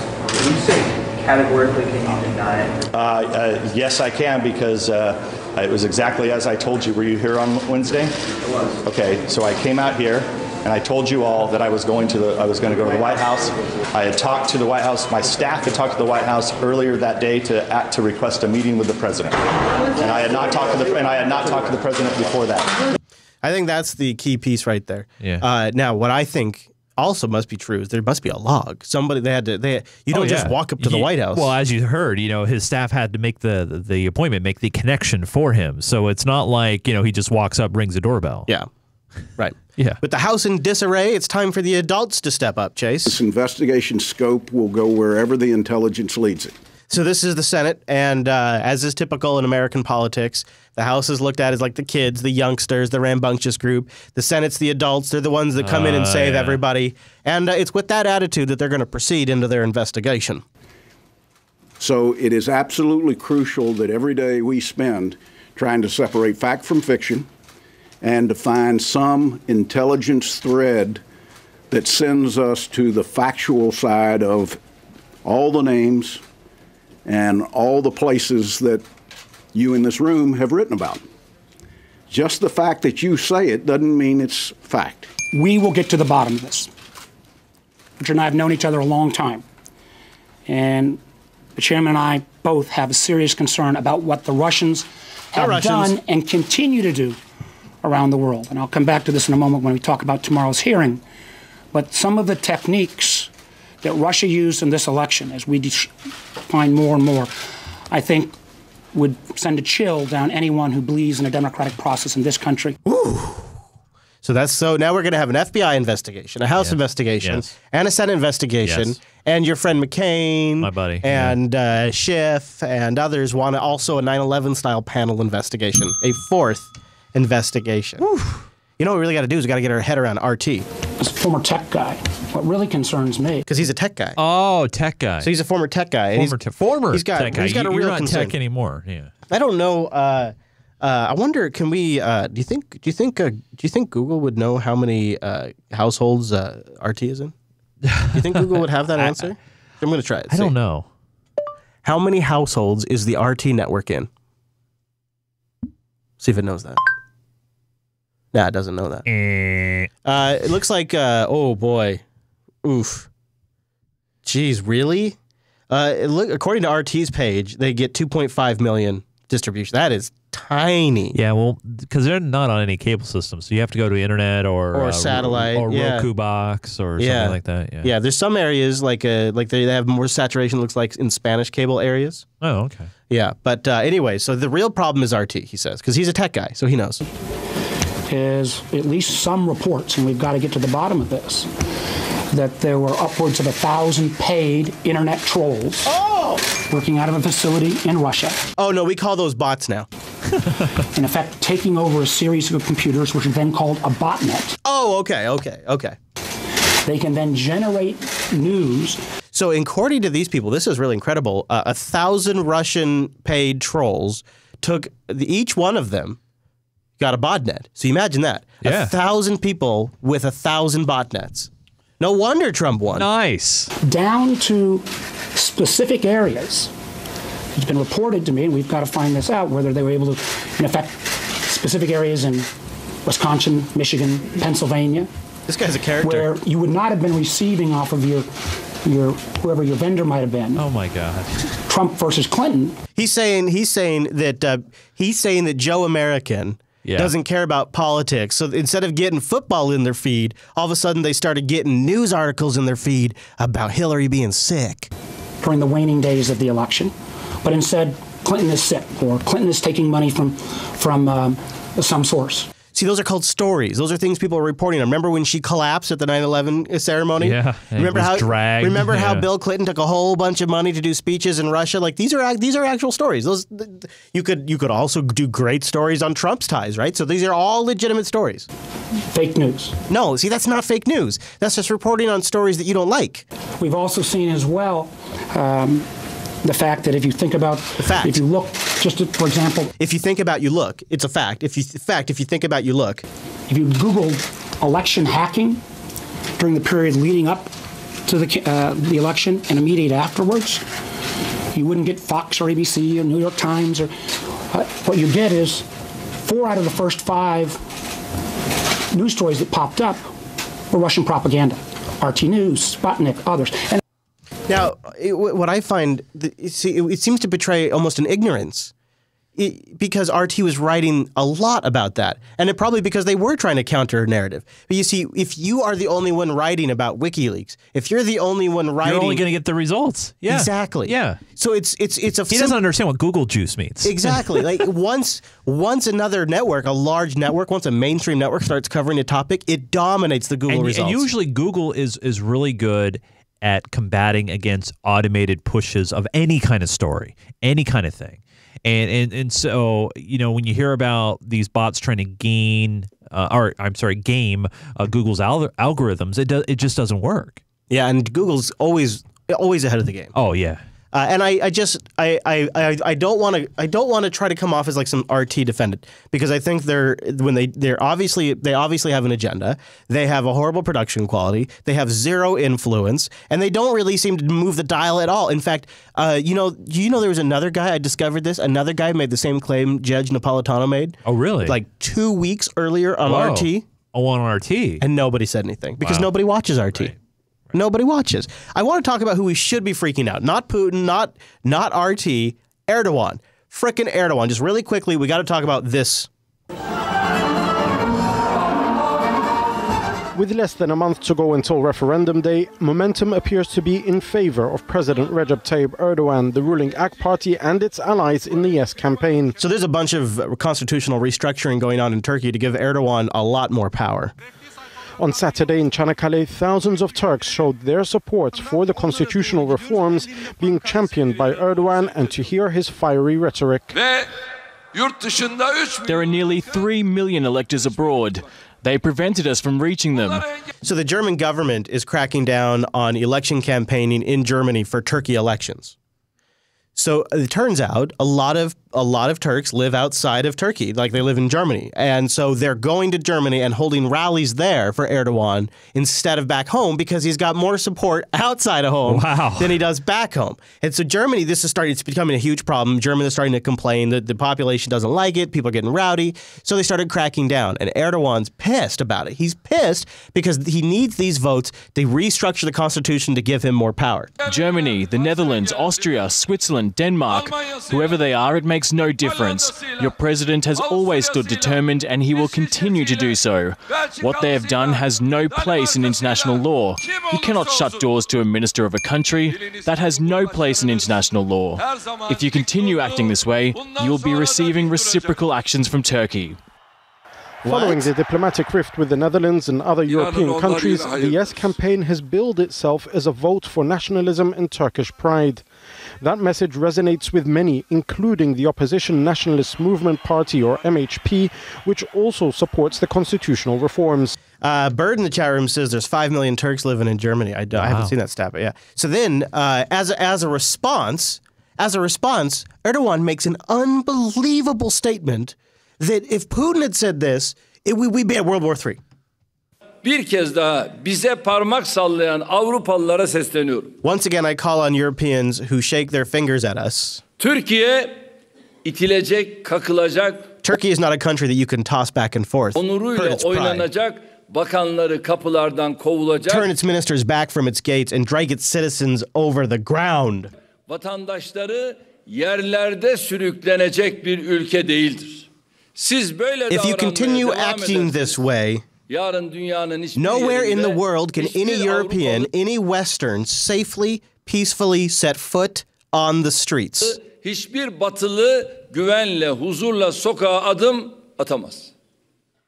Bu tehlikeli yol If you open this dangerous path, you will suffer the most. As Turkey, we invite European countries to respect our democracy, human rights, and freedoms. Özgürlüklere saygılı olmaya davet ediyoruz. That's totally insane. Wow. He just threatened Europeans on the streets with, I guess, some sort of violence. Oh, he said reciprocal action. What does that mean? Exactly. And then, and on top of that, he's threatened to just open the immigrant gates and flood Europe with immigrants. Or, not immigrants, but Like refugees. I was thinking victims kept coming to mind. Victims, but that's not what we call them, I guess. We call them refugees. President Recep Tayyip Erdogan has once again vowed to re-examine all political and administrative ties with the EU after a constitutional referendum in April. Speaking to CNN Turk, he warned that the review of Ankara's relations with Europe would include a deal to curb illegal migration to the bloc. We can continue our economic relations with the European Union, he said, but we may need to review our political and administrative ties. We will sit down and talk with our government and review everything from A to Z. Including the refugees. Oy. So that's who we should be freaking out about, not Putin. Not Putin. Mr. Chase, Chris. do you have much you want to talk about in the healthcare stuff, or do you want to move to the high note? Let's move to the high note. All right. Let's move. Do you have a sack? I not only have a sack, Chris, but I have a Texas-sized sack for it. Woo! Yeehaw! Boom, boom, boom! This is for the Lone Star State. That's Texas. And this is for Chris, because he's heading out to Texas. What, tomorrow, right? Yeah. Crazy. Yeah, this time tomorrow, Chris. Oh my God, I'm freaking out. There's so much to do. So we have a Texas send-off for Mr. Chris Fisher. And we had Club 33 chime in. Landon says, hey, have you and Chris... actually, I should do this in a Texas accent. You know, have you and Chris talked about doing an Unfiltered live from Austin edition? We could get Alex Jones to be a special guest. I got somebody. Well, it's unlikely because I'll probably have to do it on my way back, but there is somebody that might be way better than Alex Jones. There is a friend of the show, a key member of our show. A member of our show. Producer Matt lives down there. Oh, that's right. He lives down there. So if it was possible, I'd want to do a show down there so he could be on there for one episode. Of course, yeah. But I don't. Here's the thing. Yeah. I get down into Austin like maybe late night the 4th, like after dark late. Yeah. I started Dell at like 8 a.m. the 5th. Wow. We work until the end of the day, and then we do schedule. that. We do that the 5th, the 6th, and the 7th, and then I don't know when we're leaving, probably somewhere around there. Wow. So it's going to be, but I'm hoping like Saturday or something we'll have meetups and stuff like that. All right, continue on. All right. And then finally, Barratuna wrote in and has said, hey, well, as you may or may not know, Brexit is confirmed as of today. We'll have a clip about it in the overtime. That's right, as the infamous Article 50 has been triggered. What I find amusing is how the EU officials are calling it blackmail when Faye said failure to reach an agreement would mean our cooperation in the fight against crime and terrorism would be weakened. Given that the GCHQ probably doesn't, dominates any European intelligence network, I say it's more of a case of the fox and the sour grapes. I don't expect you to cover such shenanigans, but at least we get to talk about it inside of Chase's sack. Ow! That's right. If you want to get in Chase's sack, become a patron at patreon.com/unfilter. Any level is helpful. Letting people know about this show, getting engaged in our subreddit, also very helpful. Yes. If you want to keep us going, patreon.com/unfilter. And thank you to our patrons for supporting the show. Overtime is coming up, and it is dedicated to you. When you get in Club 33, not only do you get swag, but you also get... Inside my sack! That's right. Thank you very much to our patrons. Thank you, everybody, at patreon.com/unfilter. And that concludes Chase's Sack. By the way, Chris, just to let everybody know, we had a spot open up at Club 33 last week. And, and literally, I was watching it because we get alerts when people change their pledges. And, obviously, people have different things that happen all the time. I literally saw someone's change their pledge. They jumped out of Club 33, and within 20 minutes, someone jumped in. That's awesome. Good. So remember, you guys can get on the waiting list for Club 33 and become the ultimate unfiltered investor. Thanks so much, you guys. Really all right, appreciate it. Yes, thank you very much. Let's wrap it up on a high note. Canada Day 2018 is going to be a big day. Well, in terms of the timing, Andrew, a couple of things. First of all, April 10th, that's the week the Liberals are planning to introduce the legislation to make marijuana legal in this country, and to do so by Canada Day of next year. That's the plan. That's what we know about the timing. In terms of the details, we know that Ottawa plans to put itself in charge of making sure that the supply is safe and secure of marijuana in this country, and they would also be in charge of providing the licenses for producers in Canada. There are other question marks, though, particularly on the provincial front, because the provinces would be in charge of a lot of controversial things, including how and where to sell marijuana, at what price. And while Ottawa would set a minimum age of 18, provinces would be in charge of deciding if they want to raise that age or not. So that's where the devil may lie, is with what the province decide to do. But 4 plants at home and 18, this is a better deal than you get here in the States. Do you think, Chris, that, Canada is so damn tempting, dude. And by the way, July 1st is Canada Day. People are going to say it's going to be called Cannabis Day up there. But do you think if this happens and this ends up going through and it's a signed, sealed thing, we're going to see a big push here? Because then they're going to get like the big influx of cannabis tourism, I think, because it's completely going to be wide open. I think it definitely will add to the momentum, for sure. Yeah. I think the problem is once you start legalizing, you get bus drivers that get stoned. Now at 5, a school bus driver is accused of being high behind the wheel, and the students that he was about to drive were actually the ones who knew that something was wrong. The kids, man. The kids ratted him out. Chelmsford police say he was about to take those high school students on a field trip. I'm David Wade. I'm Lisa Hughes. The students and teachers noticed an odd smell and immediately contacted the principal. Can you imagine, dude? So they're like, I think this dude is baked. I think he's high. So then they call up the principal. They're like, yeah, I think our bus driver's baked. Like all this is happening while kids are loading or something. Wow. Then the principal has to call the bus barn. Then the bus barn has to contact him. That is so embarrassing. WBZ's Jim Smith is live in Lowell tonight with our story. Jim? WBZ! I mean, he probably just wanted to get a little rip before he had to deal with all those damn kids. And Lisa and David, those students are being commended by the Chelmsford police chief tonight for their quick action in reporting all of this. Meanwhile, the chief and prosecutors only have harsh words for that school bus driver. Here's what I think. He's coming down off of heroin, or he's been coked out, he's still a little wigged out, and he just wants to smooth things out with a little pop before he starts driving those kids around. That's maybe he's had a few drinks. He just wants to smooth things out. Yeah. Just tell us what happened today. No, I got nothing to say. School bus driver Ali Mahfouz had little to say after leaving court just a short time ago. I bet they blackmailed him. He said, dude, if you don't share, we're going to report you. He's accused of being high on marijuana as he was about to pick up a group of Chelmsford high school students for a field trip. Police and school officials moved in after being tipped off by students. To be fair, Chris, those kids on field trips can be a I know, man. ones. And, what are you going to do? You know what you do? You put the kids on pot. From the outside, you wouldn't be able to tell this is where kids are getting pot. You see what I said? What's up, little buddy? High five. Yeah. On the inside, you'd have to search for the signs. This is a medical marijuana dispensary. How you doing? You're adorable. Kids like 8-year-old Zoe Redinor, who suffers from ADHD, ADD extremes, say the drug is improving their lives. I went at 4 grade levels in school. Her mother, Sherry Poe, says Zoe's life was drastically different on prescription drugs. She started getting tics, crying all the time. At one point, she told me that she didn't want to live anymore. I think one thing that's a little undersold is how intense ADHD medication is for children, because I was on it for a long time. And it's hardcore. Nobody says to mom and dad, hey, by the way, your kid's going to have a come down every evening, and he's going to crash from basically meth in the evening right before dinner. Nobody tells mom and dad that. Yeah. And as a kid, you don't know you're having a crash. All of a sudden, you know that your body feels weird and everything. Like, you don't really know what's going on. And the other thing is they don't tell you that it totally screws with your appetite. See, when I was on ADHD medication, Ritalin or whatever it was at the time, it totally, completely suppressed my appetite. I would maybe eat one meal a day, and it would be dinner. And I was rail thin. And then I stopped taking the ADHD medication, and I had an appetite, and I put on a ton of weight after that.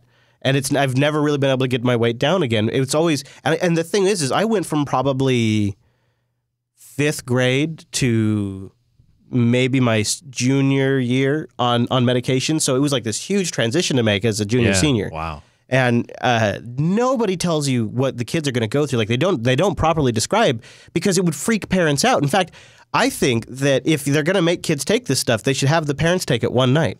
Just make the parents take it for one night before you take your kids on it. Like you'd be riding the bus and your heart's just racing like crazy because you took it a little bit extra early that morning, so your come down's coming on while you're still on the bus, and you got the cold sweats. Like nobody tells you that's going to happen, and none of that happens with cannabis. With just a few drops of the cannabis-infused oil a day, and a year and a half later, there's been a vast improvement. By the way, she sleeps. I don't know if you noticed, that was CBD oil. And you know, there's been so much stuff that's been showing the great positives of this. I think that's probably what's people, you know, when we think about pot, when we talk about pot, when we talk about using it for medicinal purposes, there's so much baggage with what, you know, oh, look at this, we're going to make kids slackers, you know, but the things like the realities of things like CBD oil, I think are, as people start to learn about it, and I think the coverage is starting to shift, because I remind you, this is Fox News. Yeah. This is a pretty positive piece on Fox News. Starting to shift. So I think the coverage is starting to shift. People will start to understand and learn more that there's different types of cannabis. There's things like CBDs, there's oils, you don't have to smoke it. There's been a vast improvement. She sleeps, she's gained weight, she's happy, she smiles, she laughs. It's a similar outcome shared by many families who have come here today. His seizures have reduced by 90%. What it does is called neuropsychophysiology. It makes the neurons flow back and forth and communicate. There's no other medication in the world that does that. It's beautiful. Come on in. Jason David is the president of Jaden's Journey, a dispensary named after his son and one which caters to kids. If it doesn't work, throw it away. But how if you try and it changes the rest of your life like it changed my son's life? One of his youngest epilepsy patients, Zaya Mao, just turned 6 months old. Her father, Joseph Mao, believes this is a better alternative to prescription drugs. We notice, it's like I said, she feels present. Her eyes is not as wobbly as it used to be. And Mao says his daughter's doctor is not advising against it. But she's not totally against it. You know, she's always open, you know. Doctors always open to help anybody they can. 250,000 people die a year from pharmaceuticals, the same ones we give our children. Yes. And no one says a word. When a child is sick, the whole family's sick. And someone has to make a change. All right, so I want to play another video for you. Now, of course, I'm sure you could maybe find a video where somebody gets the CBD oil and they don't have a different set. We talked about the kids. Now, here's an adult. This is a man with severe Parkinson's, and he tries cannabis oil for the first time. Now, this is going to be a little hard for the... I remember seeing this. This is a little hard for the audio, but he walks into the room, and he's having a hard time even moving about the room. How you feeling? It's been a bit of a rough week, really. He can't stay still. He's all over the place. And the best way to take it is put it under your tongue. He can barely get it to his mouth. He's moving around so much. So he puts the cannabis oil under his tongue. And rub it in your cheek.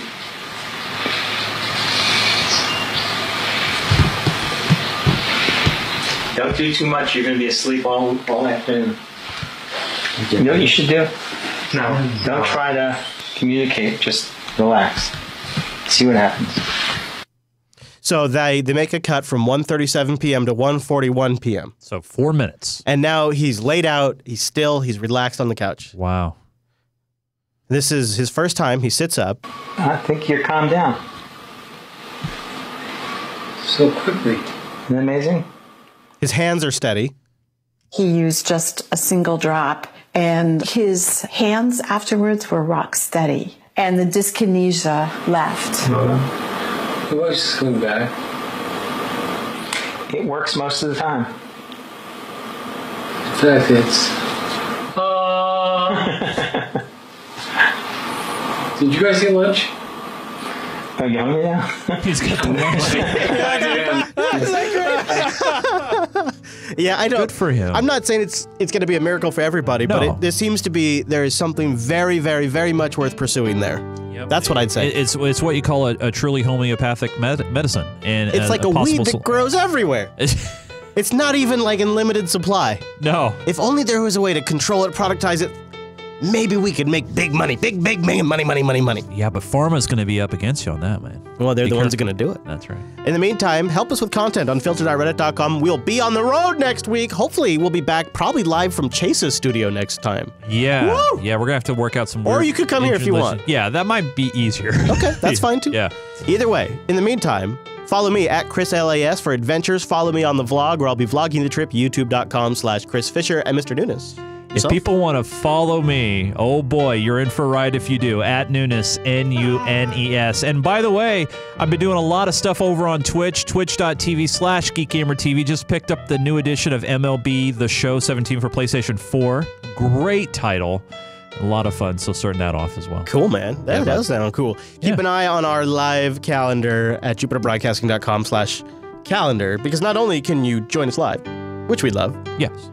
And you can participate in our new IRC room, irc.geekshed.net, #, or Unfilter. There's also I always say, there's a Jupiter Broadcasting one too. Yeah. And we'd love to have you there. Check the calendar, though. You'll know when we're going to be back live. You can also subscribe to the RSS feed. That way you just get the damn show automatically when we put it out. Yes. All right, everybody. Thank Easy you. stuff. Thank you so much for tuning in. Don't forget that subreddit, unfilter.reddit.com, and the network at Jupiter Signal. We love you. We love yous. Stick around for overtime. Thanks so much for being here, and we'll see you right back here in 2 weeks. Yeah, that's right. Woo!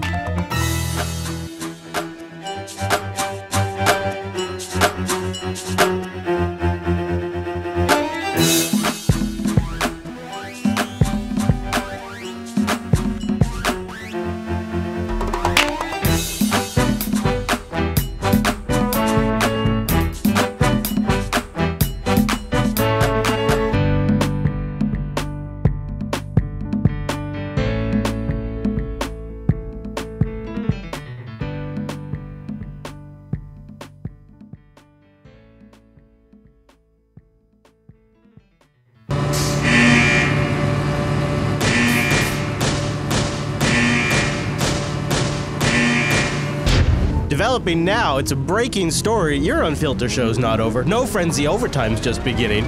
Brought to you by patreon.com/unfilter. Patreon.com/unfilter. Thank you to our patrons. This segment supported and brought to you by you. How about that? Doing something for yourself. Keeping the show going. Getting an overtime segment. Proud of you.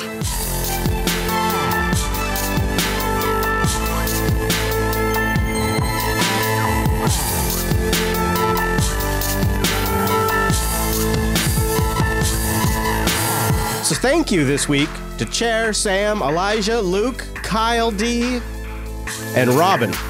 Thank you to our new patrons for signing up at patreon.com/unfilter. I got all kinds of feedback last week about the Oh Nancy segment. So and so we're gonna start out the overtime once again. We got a special spicy edition of the Oh Nancy segment. Let's start, though, with my favorite person to talk about, really, in Oh Nancy these days, is Maxine Waters. And I understand now. You see, I thought she was part of the Democratic establishment because she raised money. Because she raised the money. She's really good at raising money. So I thought, that's why. She keeps going. She gets reelected. She's back in there. She's on her 12th term. She makes money.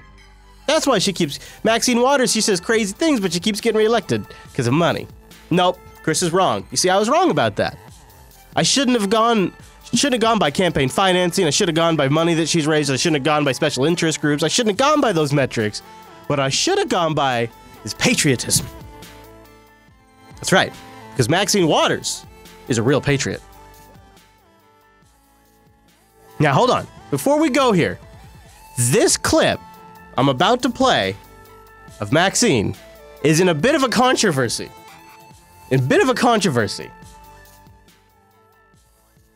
We are going to, just a full disclosure, trigger warning, gonna get real. We're gonna go a little bit into the controversy, just for a brief moment, but we're not gonna spend a lot of time in it. So brace yourselves, but first, here is the clip itself. This is the clip itself. What am I saying? I'm simply saying that African Americans have struggled and fought historically. Many African Americans have paid a huge price fighting for justice and equality in this country, have died for it. I don't have to call the names of Martin Luther King and all of the others. But you just did by doing that. You just did that. You just name dropped Martin Luther King. For it. I don't have to call the names of Martin Luther King and all of the others. We have paid a price. We have fought. But guess what? Despite the fact that America has not always been there for us, we have always been there for America. We have fought in America's wars. We have suffered discrimination. We have suffered isolation and undermining. But we stand up for America, oftentimes when others who think they are more patriotic, who say they're more patriotic, do not. When we fight against this president, And we point out that's right. how dangerous he is for this society and for this country. That's right. We're fighting for the democracy. Damn right. We're fighting for America. Damn right. We're saying to those who say they're patriotic, but they turn a blind eye to the destruction that he's about to cause this country. You're not nearly as patriotic as we are. We not only have fought in America's wars, have stood up for America, have been there whenever this country was threatened in any way. What? I'm sorry. I was kind of following you. Can you say that again? We not only have fought in America's wars. Okay. All right. But if you are true patriots and Americans, aren't they also your wars? Aren't we all... So are you not? I mean, you make it... Have stood up for America, have been there whenever this country was threatened in any way. Yeah, I really have no idea what you say. I have no idea what you're saying. I have no idea what you just said. I don't know what you're saying. I'm sorry. What now? Okay, just do that last piece for me again. Country was threatened in any way. When this country was threatening, you mean like... So are you saying you were there when we're threatening other countries? Is that what you're... This country was threatened in any way. Okay, whatever. And we say now that this country is threatened with a president who does not belong there. Okay. A president who does not... how this government works. Okay. A president who goes down to Mar-a-Lago every weekend and plays golf. He's not huddling with the members of Congress and trying to figure out how to form a consensus. Wow. But rather, he thought he could come in here and run roughshod over everybody. But that's how he works. That's how he acts. He's not good for America. Not you, though. You don't run roughshod. No, you don't do any of those things. African Americans know this. They know it. They can tell. They can smell it. They can smell it, you know. So after a speech like that, pretty fired up, you got to go to Fox to get the real analysis. And when you need the heavy lifting done, who do you bring in but Papa Bear? As patriotic as we are. So what does that mean, Bill? We've been listening all morning. We cannot. I didn't hear a word she said. Now, okay, so I'm not a big fan of Maxine Waters. There's a lot of directions you could go with your criticism of Maxine Waters. This is where the trigger warning came in. I warned you, children. This is the thing. If I were Bill, I'd probably go off on the fact that she's incompetent, the fact that she doesn't really get much done, the fact that she's mostly just a money raiser, the fact that the media runs her because she runs her mouth and that gets them ratings. There's so many ways you could take a particular criticism. So they go to Papa Bear, they say, Papa Bear, what do you think, Big Papa? What do you think? We are. So what does that mean, Bill? We've been listening all morning. We cannot. I didn't hear a word she said. I was looking at the James Brown wig. That's what you go with? Making fun of her hair? If we have a picture of James, it's the same. It's the same one, right? No, and he's not using it anymore. I got a defender on that. You're all wrong about this. I have to defend her. Yeah, that's, he's already gotten criticized for it. In fact, he's already tried to apologize. Hillary Clinton's already slammed him in a speech. Yes, that Hillary Clinton. It was a dumb thing to say. I guess, what are you doing, Bill? What are you doing? There's so many different ways. Dude, he tried to then turn the criticism by turning it up, but in his show, but it was, it's awkward. Anyways, that's going to get used. That's going to get some traction. Now let's talk about Nancy. It's called Oh Nancy after a while. So as you know, the Trump care was polled at the last minute. Before the vote, they polled it. It's a collapse. It's a total failure. It's a total failure, and it's a great day for the American people. Nancy Pelosi says as she goes and just kind of takes credit. Good afternoon. I'm very proud to be here with the House Democratic leadership. I'm already offended. Literally, I'm already offended. I'm triggered, guys. I'm triggered. Because you know why? Because she's honored. She's honored as if they accomplished something. As if it was Nancy Pelosi and Chuck Schumer who swooped in and saved America from Trump care. It's as if it was their work. The unity of our House Democratic members was a very important message to the country. You did nothing. You couldn't even get behind a single brand. You couldn't get behind a single slogan. Make America Sick Again was one of them. On this show, we chronicled at least 3 different attempts from the Democratic Party to have a slogan. Unity, the only unity that you had was that you didn't want it to pass. That we are very proud of the Affordable Care Act. Yesterday, as you know, was the 7-year anniversary of the president signing the bill. They really do treasure this thing. She's not bullshitting you. I mean, to them, this is their baby. This thing it's their little baby. And the American people expressed their support for it. That message became very clear to our colleagues on the Republican side of the aisle.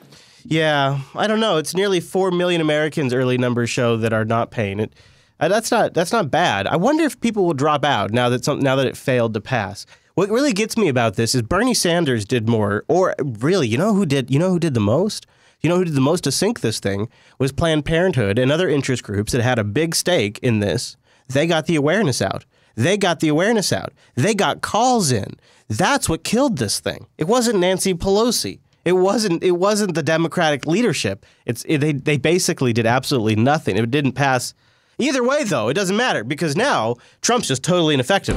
Okay, it's time to discuss the legislative leadership and powers of the presidency. And it is impossible to exaggerate the enormity of what happened to Donald Trump today. You know, I've heard that line a lot. I actually wouldn't be surprised if in 3 years it's completely not even that long, but I'm just being generous. But in many years, it will not even be on our radar as an event. That's my personal guess. I would guess that. Now, this is a bit of one of the things that the Oh Nancy segment has been pretty much is Chris's rant against the establishment of the Democratic Party, who I think is just essentially rot. They're bought out. They're corporatists, really. The establishment Democrats, like your Nancy Pelosi's and your Maxine Waters and your Schumers and your others, are a lot like your Lindsey Graham's and your John McCain's. They're sort of this middleist corporatist. And so this segment's really been about my campaign for them to shake things up. Otherwise, they're just going to keep losing elections. And maybe, although I'm skeptical, but maybe we have our first sign of an actual shakeup. Change of regime means a whole new staff, not just in government, but also in political parties. Tom Perez is the new Democratic National Chairman. He has asked for resignation letters from everyone on the staff of the DNC. Whoa! He is now evaluating whether or not those people, this has been reported, by the way, by our colleagues at NBCnews.com. He is evaluating which of those staffers he's going to stay on. Of course, the Democratic National Committee had a very rough... That's big, right? That seems like that's a cleaning of sorts. I don't know how many of those people will end up just coming back with a different role or a different title, but could be the beginning of some necessary change. Could be the beginning of some positive change. Now we go back to Nancy. This is a couple of days ago, and this is me chronicling the complete decline of the leadership. This is Nancy Pelosi at AIPAC. Or AIPAC, AIPAC. Sissy Swig from California. Anybody here from California? So this is Nancy Pelosi starting her speech, and notice how she sort of, repeats the same greetings, the same introductions, solicits for applause again, and rambles on about grandkids, her father. I thought so. I want to especially once again acknowledge the delegation from my home state of California. This is 45 seconds later in the speech. Don't be shy. And before I was even born, my father was in the Congress of the United States, Thomas D'Alessandro Jr. He was okay, let's hear it for Dad. Oh, the laugh really is what gets me. The laugh. It's just so good. It's, oh my gosh. You know, I can't cut her off, actually. I have to let her go because I got to go back because she also guilt rambles on about her grandkids. Boast of my Jewish grandchildren. I think I have the most of anyone in Congress. I'm not quite sure, but they're adorable, you might expect me to say. Is she a robot? Humans expect compassion about grandchildren, now delivering statement that matches expectation. What did she just say? They're adorable. Okay, they're adorable. Okay, so she could have just stopped right there. Her mouth didn't need to produce any more words. You might expect me to say. The U.S.-Israel partnership. What? What just happened? Like the programming kicked in. Like the MK Ultra programming just kicked in. What? Just okay. One more time. I think we're watching like multitasking on like an old computer, and like when you Alt Tab, but the computer is so slow, like it's got to redraw the window. That's Nancy Pelosi's brain. They're adorable, you might expect me to say. The U.S.-Israel partnership. Is that freaky to you? Because that freaks me out. What just happened right there freaks me out. Let's hear from my grandchildren. What just happened? Then she went back. Okay, we got to watch the whole thing in context. Congress, I'm not quite sure, but they're adorable. Okay. Oh, okay. So I was wondering, why did she mention the Jewish thing? Because she's at AIPAC. Of course, that's why she mentions the Jewish thing. Again, acknowledge the delegation from my home state of California. Don't be shy. Before I was even born, my father was in the Congress of the United States, Thomas D'Alessandro Jr. He was okay, let's hear it for Dad. It's so bad, dude. I'm cringing right now. No, it's not happening. Look at that, please. No way. No, look at that. No. Okay, all right, so let's... Okay, let's hear it for Dad.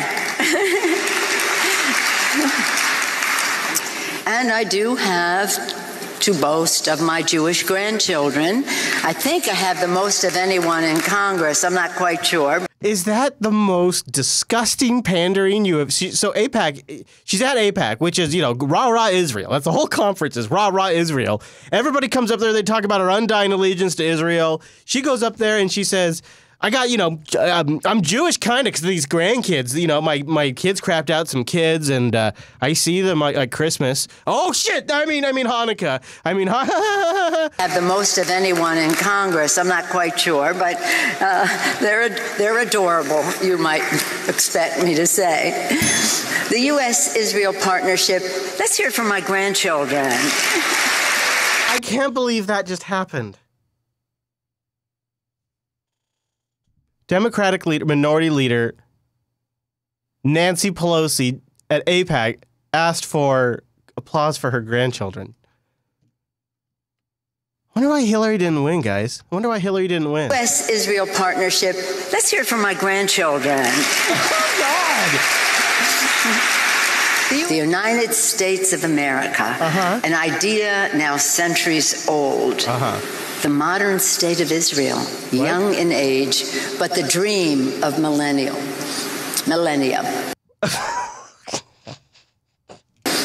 And he continued, there is no better solution than 2 states for 2 peoples. A Jewish state is a Jewish state and what? Palestine?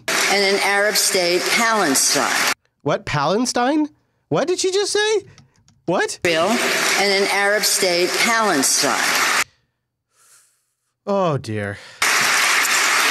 That was,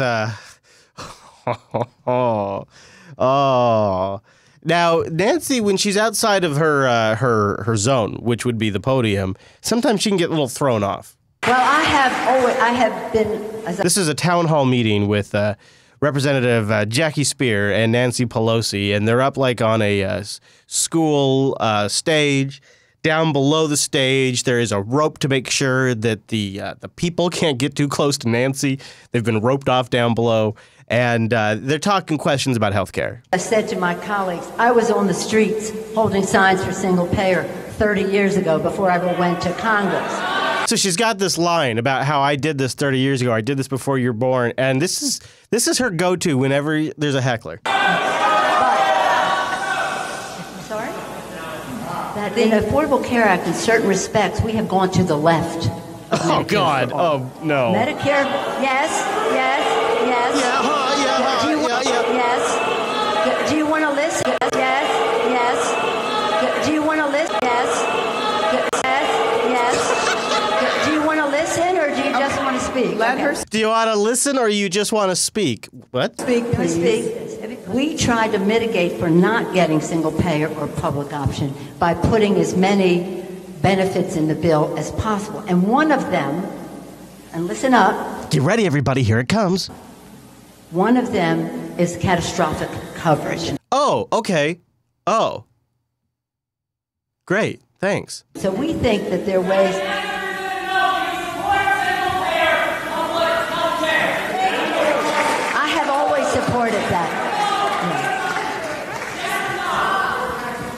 been supporting it before you were born. Oh, there it is again. There she is. Everybody loves that line. That's always a favorite. That's a favorite one. Okay, so Nancy Pelosi, minority leader of the Democratic Party, was asked a question that she is uniquely qualified to answer. In fact, if anyone could answer this question correctly, it should be Nancy Pelosi. I know. You almost think I'm joking. You think I'm being sarcastic. I'm actually being 100% legitimate, 100% sincere. This is an easy question. It's what's called in the business a softball. It's a softball. You've heard that term before. And Anderson Cooper, to get access, they love having access because one of the things about the news business is the real currency that they trade in is information and access. One of the reasons why the CNN network was so in with Hillary Clinton is because the Hillary Clinton campaign gave them access. And if you play ball, you continue to get more access. So, same with now Nancy Pelosi and the Democratic establishment. In CNN's estimation, it's probably a fair bet the establishment will remain in power, and therefore it's probably a safe bet to work behind the scenes with them and, when possible, make them look best. So, Anderson sits down with Nancy Pelosi and gives her the softball of the year. He asks the House Minority Leader, or is that her title? Jeez, I don't know. I'm not Nancy Pelosi, so I don't need to know these things. But she should. But anyway, she is the Democratic Minority Leader. That is correct. And she's asked who. Well, actually, you know what? I'll just it's just an unbelievable question. You would think she'd answer this question. He asks her something that she can't manage. I have to play this. I have to play this for you. Who is the leader of the Democratic Party right now? Now, what's great about this is if you watch the CNN lower third on the screen, it's about to flip over and say Nancy Pelosi, minority leader. So he's literally asking her something that is answered on the lower third. Who is the leader of the Democratic Party right now? Now, is she going to say herself, guys? You think she's going to say herself? You think she's going to say, well, I am. Technically, I am. Chuck Schumer also is very influential. And who is the leader of the Democratic Party right now? Okay, all right. Who is the leader, Nancy? Miss Minority Leader, who is the leader of the Democratic Party? Well, President Obama was the president of the United States until just a matter of weeks ago. I don't think that he can be dismissed as the leader of the Democratic Party. The dude that's been on vacation for a month is the leader? That guy who's down swimming and fishing, no. Hillary Clinton. What? Hillary Clinton? Did not win the election, but a respected leader. But we have leaders for all different aspects of it. The Democratic Party is a congressional party, and we have leaders in Congress. Oh, God. And that is the problem right there. You know who the leader is, and this is why she couldn't answer the question. The leader is who's ever writing the checks. That's who the leader is. The leader is who's ever showing them the money. Show me the money! That's the leader. That's why she can't answer, because that's who the leader is. You see, that's the problem. And whoever raises the most money, whoever can keep the most money coming into the party, that's who's in charge. That's who's in charge of the party. She can't say that, though.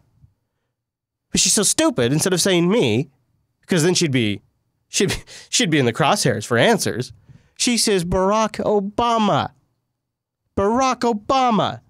Who is the leader of the Democratic Party right now?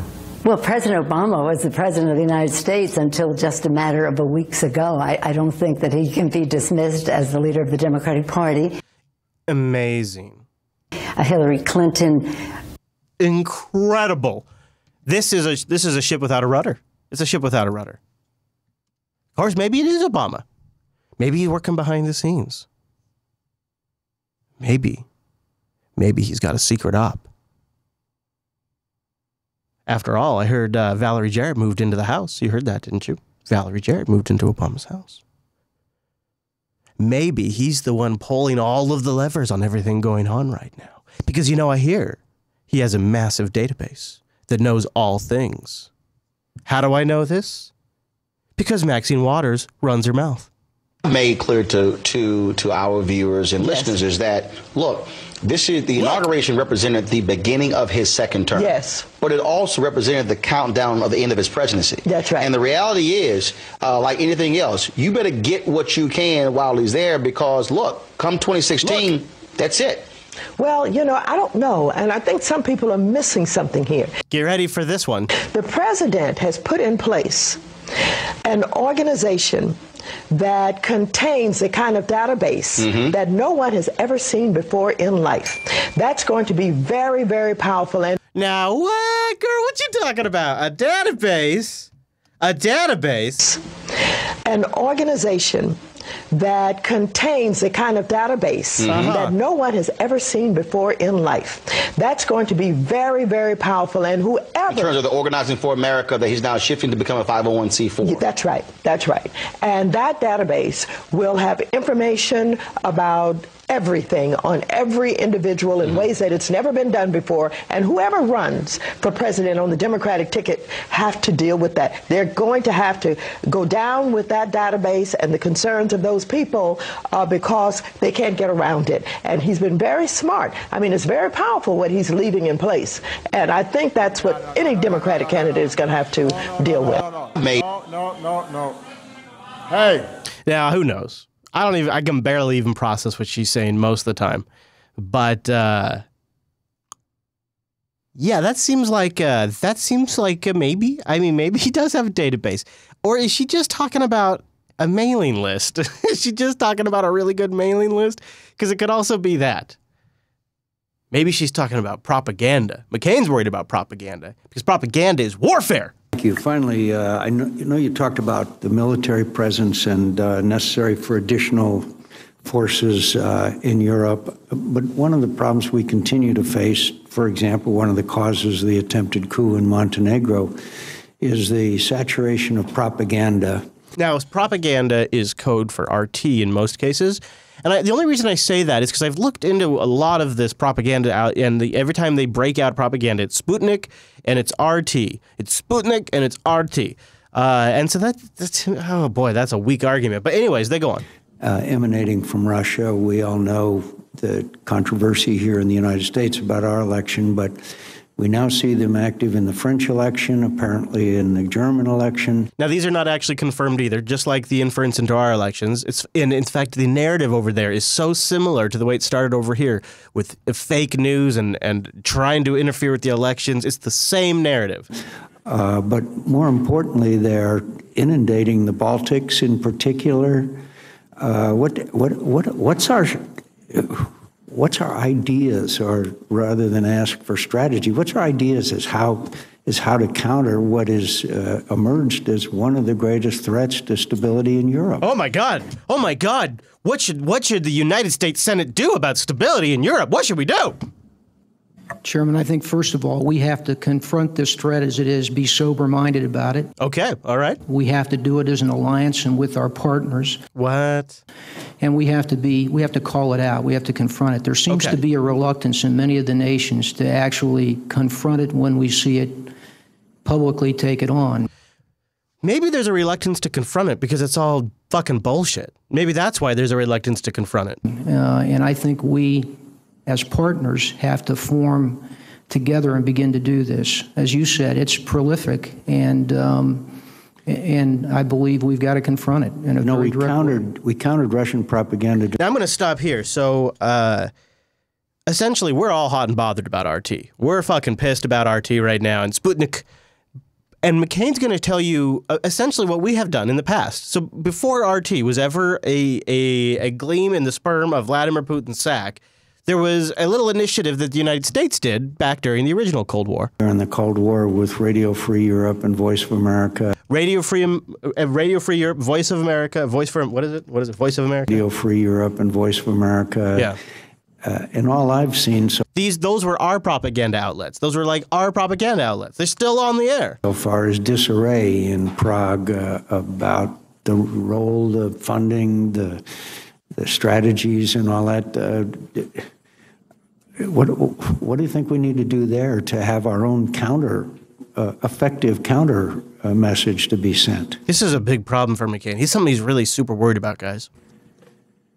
And I know that's not exactly in your area of responsibility. Because this is a Pentagon representative, but, let's just fucking speculate while we're sitting here on front of the cameras. Let's just, throw shit out there, guys. Let's just spitball.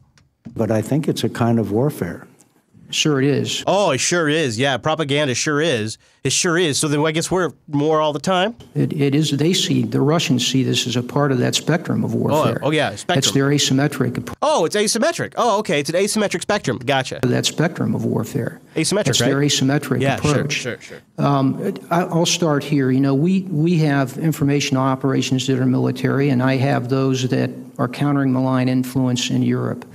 But what we really need is a whole-of-government approach. Oh, a whole-of-government approach. So propaganda. A whole-of-government information campaign, of which I'm a small part of that. We need somebody in lead of that. So you need a propaganda chief? And then we need to finance it and form a governmental strategy. Oh, man. You know what we do not need is a governmental strategy for getting information out there. As you said, in the Cold War, we had one. I don't think there is a start on that. We have what's called the RIG, the Russian Information Group, which is the beginnings of that. But that has to be reinforced. It has to be financed. They have to have the authorities that they need to lead that forward. The Russian Information Group, it's almost like they're hoping to find information about Russians.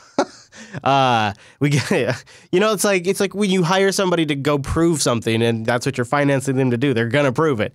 But maybe Matt Lauer can get to the bottom of things. Can you explain any reason why Chairman Nunes would have done what he did yesterday? Say, I've seen reports from the intelligence community on this subject, and instead of discussing those reports with members of his own intelligence committee and the ranking Democratic member, go right to the press and right to the White House. Has Chairman Nunes so damaged the credibility of the Intelligence Committee that they should just shut down that investigation? About a week ago, you said this. There's a lot of aspects with this whole relationship with Russia and Vladimir Putin that requires further scrutiny. You went on to say, in fact, I think there's a lot of shoes to drop from this centipede. Do you think that when all of those shoes drop, that they may mortally wound this young administration? Oh! I wonder if he's driving at something. Think he's driving at something, guys?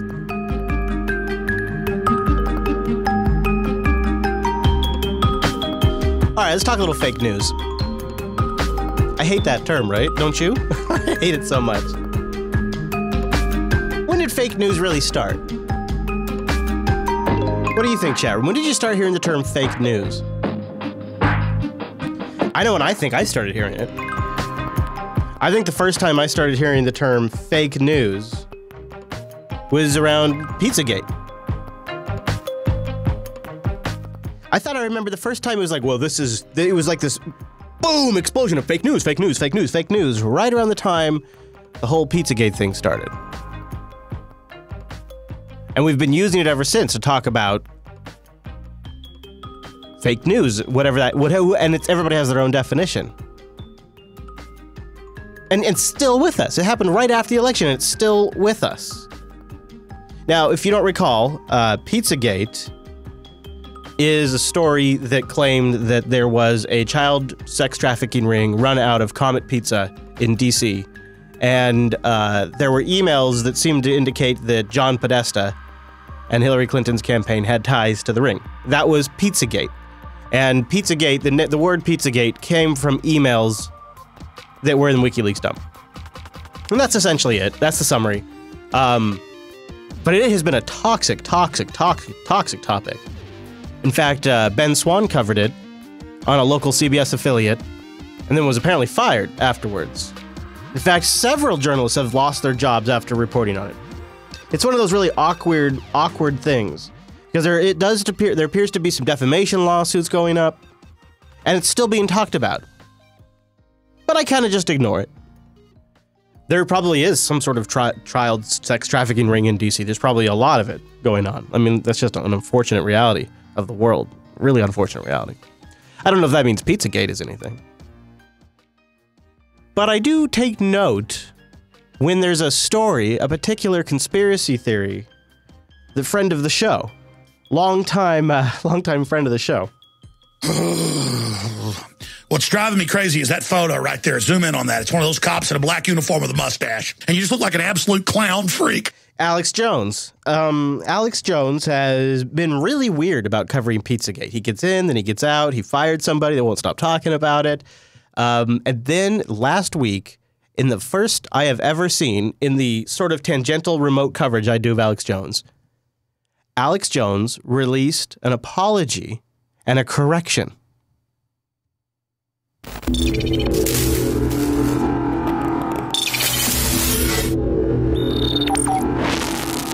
Alex Jones here with an important note to our viewing, listening, and reading audiences. I'm going to read to you from a statement that's also posted to Infowars.com that I wrote yesterday. And in this entire statement, he goes through to separate his entire operation from the story, all of it, to distance himself. Fascinating. It's fascinating. The entire thing's on YouTube if you want to see it. He even talks about individuals. We also relied on accounts of reporters who are no longer with us. So he blamed it on the people that he fired, like all this kind of stuff. Super awkward, guys, and really strange. Here's what we've done to clarify to the public. Months ago, we took down the majority of broadcasts and videos, including ones that only passingly mentioned Pizzagate. This happened months before we were even contacted by Mr. Elefantis. Mr. Elefantis. That's the owner of Comet Ping Pong Pizza. And I guess maybe they're going after Alex Jones for a lawsuit. I'm not so sure. But 60 Minutes is in on it. In this last election, the nation was assaulted by imposters masquerading as reporters. Oh, come on, Scott. That's a little hard on yourself. Well, I guess that's about right. This is interesting. So 60 Minutes did this investigation into fake news. They're busting fake news. CBS is all in on busting fake news. And they set this whole thing up like, we're going to get you answers. They poisoned the conversation with lies on the left and on the right. Many did it to influence the outcome, others just to make a buck. The president uses the term fake news to discredit responsible reporting that he doesn't like. See, I disagree with that characterization. I think what's happened is everybody has their own definition of fake news. So when Trump says it's fake news, what he means is you're not covering the entire story generally. Sort of like they do here when they talk about bots. They don't cover the entire story. They only cover one angle, one side, and they sort of live inside this bubble. And in this very fake news busting piece, this very piece right here where they're busting fake news, you can see the logic loop that they are trapped within. She had a seizure and froze up walking into her motorcade. This is Scott Pelley talking to a right-wing blogger who creates fake news. He says it's not fake news. He says it's not fake news. Now, he ran a piece saying that Hillary Clinton has Parkinson's. Well, she had pneumonia. I mean, how do you know? Who told you that? Well, the campaign told us that. Oh, that is a bit of an awkward spot, isn't it? That is, and they cut right away from Scott when he says that, too. Pneumonia. I mean, how do you know? Who told you that? Well, the campaign told us. He had pneumonia. I mean, how do you know? Who told you that? Well, the campaign. Well, the campaign told. So you, Scott Pelley, winner of awards for journalism, the CBS News, the Tiffany Network, they just take what a campaign tells them? Is that literally what you're saying right now? I mean, how do you know? Who told you that? Well, the campaign told us that. Why would you trust a campaign?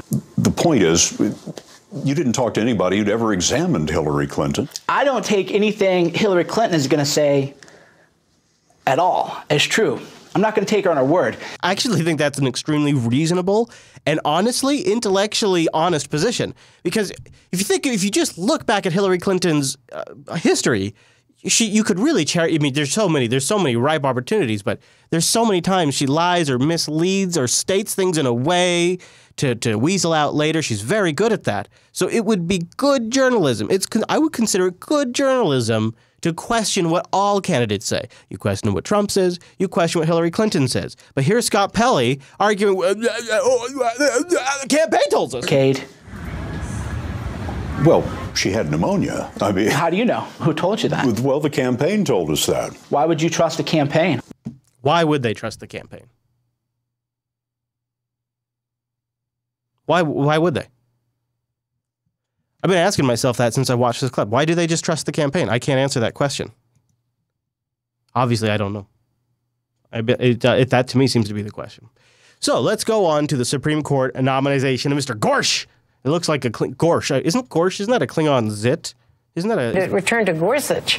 Gorsuch. I think that this has been a slam dunk in terms of his initial Q's and A's. Gorsuch is doing well in part because he's so well prepared. It's just a masterful performance by him. Tough to lay a glove on this guy. Thus far, he is proving very tough for Democrats to rattle. He has just a natural command and, frankly, kind of stage presence. Judge Gorsuch is completely qualified, and everybody knows it. But the Democrats have not even blemished anything to this judge so far. But the effort has been kind of scattershot, low intensity, and as we saw today, Gorsuch has a genial and disarming personality. Hard to portray him as a judicial villain. I would say that this was an impressively disciplined performance. He performed himself admirably, calmly at almost all times, and with detail. Gorsuch is not just very, very smart, but smooth and affable. So you kind of get the idea, right? So he's just going to sail right on through, right? He's just going to sail. The Supreme Court matters a great, great deal. Oh, here's Chuck Schumer. Okay. It matters for workers. Yeah. Who want to protect both their lives and their jobs. We better get somebody on there. For employees who need to be able to seek redress for discrimination. Yeah, this is why it's so great we found somebody everybody likes. For parents. Yeah. Who want their kids to get a fair shake in the education system. It is with all this in mind that I have come to a decision about the current nominee. Okay, here we go. This is going to be good. After careful deliberation, I have concluded that I cannot support Judge Neil Gorsuch's nomination to the Supreme Court. His nomination will have a cloture vote. He will have to earn 60 votes for confirmation. I just can't. Now, here's what's going to happen. So right now, you have to have 60 votes. So that means you have to pick somebody that's going to be reasonably liked. They can't be too extreme to one side or the other. So when you have a Democrat in there, they can't pick somebody who's too much of a progressive. And when you got Trump in there, you can't pick somebody who's too much of a conservative because he's got to get 60 votes to pass. But because Schumer is going to cockblock this guy, what's going to happen is, because the Republicans have a majority, they're going to change the rules. They're going to change the rules to 50. And they're going to get the next guy on. And the next guy is going to be way more conservative. It's called the nuclear option again. Just like the filibustering rules were changed, this is gonna backfire big time, bigly. It's going to be huge. It's going to be huge. It's really going to be a problem because they're just going to change the rules to get around the Democrats. And then something tells me there's a pretty good chance. I think the Trump team's already planning. I think they're planning to put 2 judges on there. I don't know how that works exactly, but that seems to be what they are signaling. And so if they can't get somebody like Gorsh on there, and then they have to change the rules, then the next guy's going to slide right by. It's going to be a real shit show. Don't you wish there was a hero? Somebody to save us? Somebody like Uncle Joe? Oh, say it ain't so. Welcome back to Outnumbered. Former Vice President Joe Biden says he regrets not running for president last year and suggests that he could have beaten Donald Trump. Now, Biden, who ran twice before, as you remember, decided against a third try after his son Beau died in 2015. Actually, there's a really interesting story that I think it's in a book. Can't remember where I saw it, but you could probably find it if you Google for the right things. There's some, maybe it was emails. Oh, that's what it was. It was email leaks that showed that the Hillary Clinton campaign was really, really, really active early on, making sure that Joe didn't run. It is very, very likely, although who knows, could be totally wrong, but it's very likely that this whole I can't run, I'm too torn up about my son thing is just kind of a real nice political cover. In 2015, he told an audience at Colgate University that he had data, saying if he became the Democratic nominee, he had a good chance of winning. He also had this to say. I was the best qualified, but the things that I've spent my whole life doing, American foreign policy, the ability to bring people together, the respect on both sides of the aisle. I thought there was a need to bring the country together, and I thought I could have done it. Oh, man. He sounds so sad. Poor Joe. Poor Joe. Well, would it make you feel better if this version of Donald Trump was in office, Joe? This is from 1980. 1980. Ronna Barrett is interviewing a 34-year-old Donald Trump. And notice the difference in demeanor. Could make America perfect. How would you do it? Well, I think that America is a country that has tremendous, tremendous potential. I think that much like the mind, I think that America is using very, very little of its potential. I feel that this country with the proper leadership can go on to become what it once was. And I hope, and certainly hope, that it does go on to be what it should be. What should it be? Well, it should really be a country that gets the respect of other countries. Is respect the most important thing in your opinion? Well, respect can lead to other things. So what takes a person, I guess it's just success and time in the public spotlight, building a persona. A lot of people who meet with Trump say he's a little different behind the scenes, and that doesn't surprise me too much. Somebody might have a public persona, and then they have a more regular persona behind the scenes, because it's honestly more easy to engage with people when you're that version of a person than you are when you are the Donald Trump you see in front of the camera. Last week in the overtime, we covered the London attack. I want to follow up on that. The latest we've just heard is that Islamic State has claimed responsibility for the attack in London on Wednesday. Joining us live with the details is RT's Polly Boyko. Polly, thank you for following this story for us. It's good to see you. Top officials had been saying all along that the attack bore the hallmarks of Islamic State, and now we have confirmation, don't we? What more can you tell us? Yeah, we do.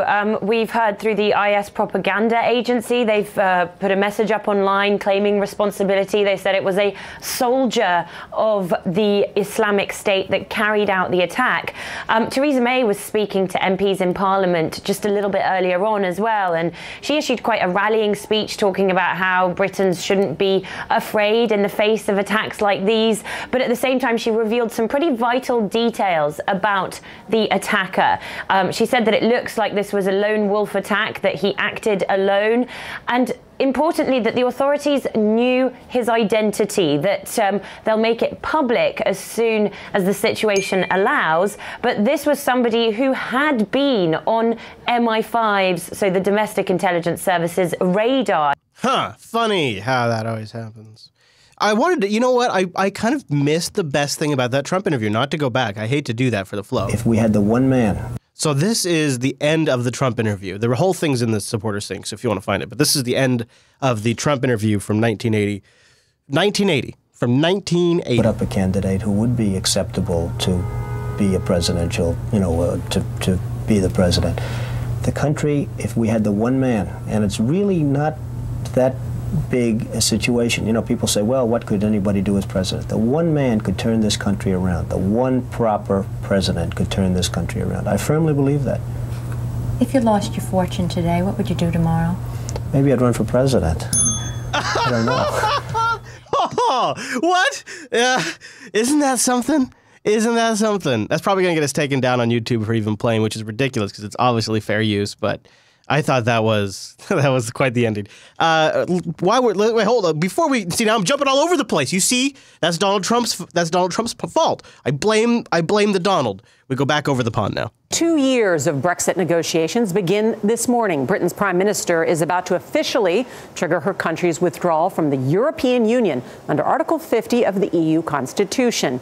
Here is a live look at the House of Commons, where Theresa May is taking questions from lawmakers before delivering her statement on Brexit. Jonathan Bigliotti is outside the Houses of Parliament. Jonathan, good morning. Hey, good morning. Triggering Article 50 is really just a nice way of saying filing for divorce. And just like any split, leaving the EU won't be pretty. The sun has risen on a breakup many in the UK and throughout Europe hoped wouldn't happen. But later in Brussels, where the European Union is headquartered, the divorce papers will be filed. Prime Minister Theresa May signed the official letter Tuesday. In a statement, she said, "It is my fierce determination to get the right deal for every single person in this country." Later saying that includes EU nationals who have, quote, made this country their home.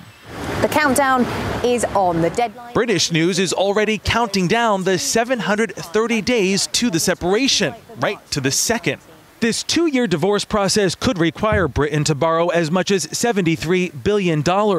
On the line, the UK's international trading relationships and free passage to the 27 other member nations. Negotiating between countries will be as complicated and historic as it sounds. What is for certain is that we're getting back control of our country, and in future, whether we get things right or get things wrong, we will be in charge.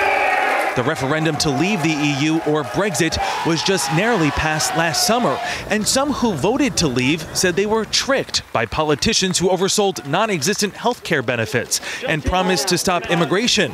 Prime Minister May has already found a helping hand in the process from President Trump, who told her the Brexit would be wonderful. The English are split down the middle. Theresa May has divided the entire firmament of these islands. The only person she's not fighting with is Donald Trump.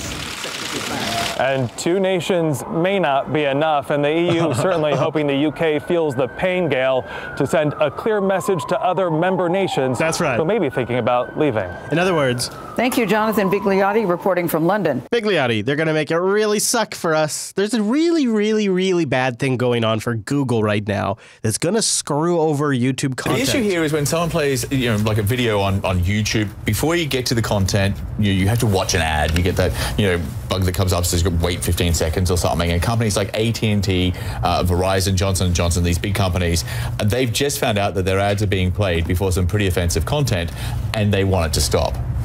Right, so what's happening is they not only found out they're playing right on top of the video, but sometimes there are other ads that are running.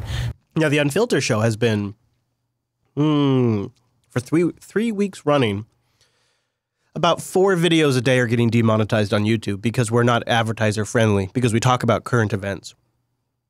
So they're being very careful. So I find some of this to be a little suspicious. I could imagine it happens sometimes. But if Unfilter is getting flagged for being too controversial, I don't imagine you're seeing ISIS beheading videos with an AT&T ad. What I think is really happening here is these advertisers want more data. They want more data about their listeners and the viewers of YouTube videos.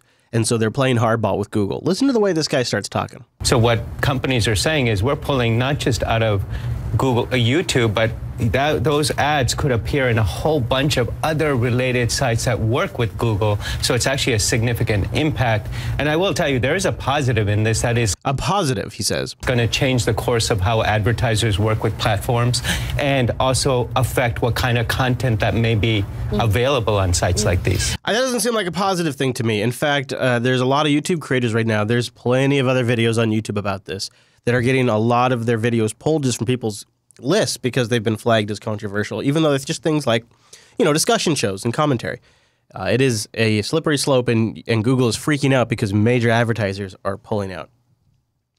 Really love to cover Bill Biney when he gets on anything. He worked at the NSA for 30 years. Then he became a leaker. He went through some official whistleblowing channels. He had his life ruined. I mean, he's really got, he's been through the machinery, and he's got great insight of what's going on over the NSA. And he sat down with an interview with your favorite person, Tucker Carlson. NSA for more than 30 years. He was a famous and highly regarded employee there, but he resigned in 2001, saying the agency was building illegal mass surveillance networks. He says that President Trump almost certainly has been spied on by the government, was being spied on, and probably for a long time. We have another Tuckerson clip in the supporters sync. If you have that BitTorrent sync still, if you still have that, go look for it because it's a great interview. Bill Binney joins us now. Bill, thanks a lot for coming on. Now, as I just said in my intro, you spent 30 years there. You're not someone who's speculating, and you believe it's entirely possible that the president was in fact spied on?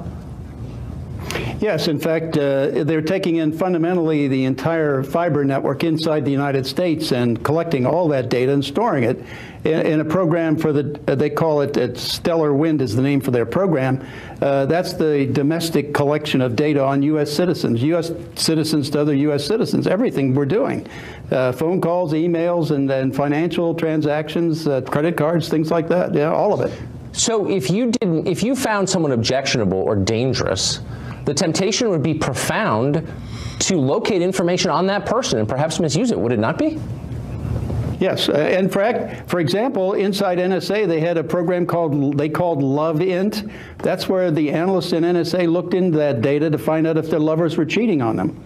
That's the extent of the data collection that NSA is doing. But I mean, I grew up believing that NSA was not allowed to collect data on Americans. It was supposed to be outwardly focused on our foreign enemies. And you're saying that that's been perverted for many years. Yes, since 2001. So what do you make of considering what you just said is that the NSA has all the information? So presumably they could prove or disprove the claims about Russian tampering in this election. They could prove or disprove Trump's tweet about being spied upon. Why wouldn't they? Well, that would get into the extent of which they've penetrated the network inside the United States. There's another program going on here that not too many people are talking about. They're not even addressing. I think you were trying to get at it with your previous guest. Inside NSA, there's a set of people who are, and we got this from another NSA whistleblower who witnessed some of this. They're inside there, they're targeting and looking at all the members of the Supreme Court, the Joint Chiefs of Staff, Congress, both House and Senate, as well as the White House. And all of this data is there inside NSA in a small group where they're looking at it. And the idea is to see what people have power over you are going to, what they think you should be doing, or what they're planning to do to you, your budget, or whatever, so you can try to counteract it before it actually happens. I mean, that's just East German. And by the way, that's got to be illegal. Yeah. I do not believe that is legal. The oversight committees. No, it isn't. No, right. Are supposed to be preventing that stuff. And I remember having a conversation with the former Republican chairman of the oversight committee, Mike Rogers, and saying this is a big deal, and getting an answer in effect, well, you know, terrorism. That doesn't sound like this has anything to do with terrorism. No, this bulk acquisition, by the way, is inhibiting their ability to detect terrorist threats in advance, so they can't stop them. So people get killed as a result, which means, you know, they pick up the pieces and clean up the blood after the attack. That's what's been going on. I mean, they've consistently failed. When Alexander said they'd stop 54 attacks, and he was challenged to produce the evidence to prove that, he failed on every count. So, but the NSA is not, this is my last question, and it's an obvious one. The NSA is not its own country. So if the President of the United States, for whom they work, to whom they report, says, look, I want everything you have on X, aren't they required to give it to him? Yes, but again, he'll never know if they do, because they don't necessarily have to do that internally. You see, you had Nunes and others saying that they never really got to see the raw data. So it's a question of whether or not they pull out the raw data and give him that data or any reports generated off that. They don't have to, and they've been lying to them consistently for a very long time. This is a shocking interview. I appreciate it, Bill. It's hard to believe we're putting up with this. Thank you for shedding some light. Well, it's like the Praetorian Guard. You know, they're going to determine what the emperor does and who the emperor is. That's the thing, right there. So, boy, if I could boil down why I think the whole Trump smokescreen is hiding the really, really, really important aspect of this whole wiretapping, monitoring, surveillance, ancillary pickup, whatever you want to call it. The real story here is we have demonstrated proof that the intelligence agencies are selectively leaking information to the press, to Nunes, to different individuals. They're controlling the narrative by giving people different pieces of information. Predominantly, the information they've given to the media is the largest public demonstration we have of their selective manipulation. If this is successful, we have ourselves a problem that's so much bigger than Trump, I don't think it can be properly estimated. I don't think we, average citizens, could fully understand the context of how bad that is. I want to repeat what he says here at the end. For shedding some light. Well, it's like the Praetorian Guard. You know, they're going to determine what the emperor does and who the emperor is. That was the analogy that came to mind. That is horrifying. Think about that, friends. Think about how horrifying that is. Does that not scare the shit out of you? That the deep, deep state would be that? He's right, too. And that's not a right-left thing. That's not a Obama, Clinton, Trump thing. That is the situation we're going down. Now, right now, in my estimation, the left seems to be sucking from the teat of the intelligence agencies and is whitewashing the things they've done. In fact, I almost have to. Let's see here. Is it this one? All right. I apologize if Tucker Tuckerson drives you crazy, but this interview perfectly demonstrates what I'm talking about. The position that the far establishment liberal left is taking, where they're where they're essentially whitewashing all of the wrongs of the intelligence agencies so that way they can glom onto a Russian narrative, is one of the biggest betrayals of their own fundamental morals of quote-unquote progressives I think we've seen in this entire election cycle. Democrats are lashing out at House Intelligence Chairman Devin Nunes, saying he needs to recuse himself from the House of Representatives investigation into alleged Russian meddling in the 2016 election. The only person who can force him to do this, though, is the Speaker of the House, Paul Ryan, and he is defending Nunes so far.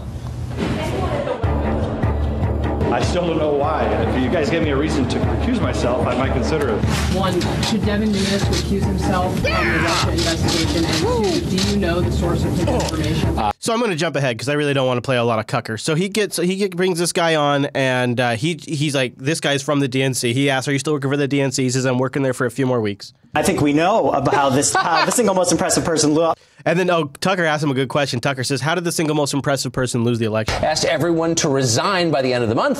Zach joins us here in the studio. So Zach, I got to start off by asking you still working for the DNC? I am today. My contract ends at the end of this week, as it was planned since January.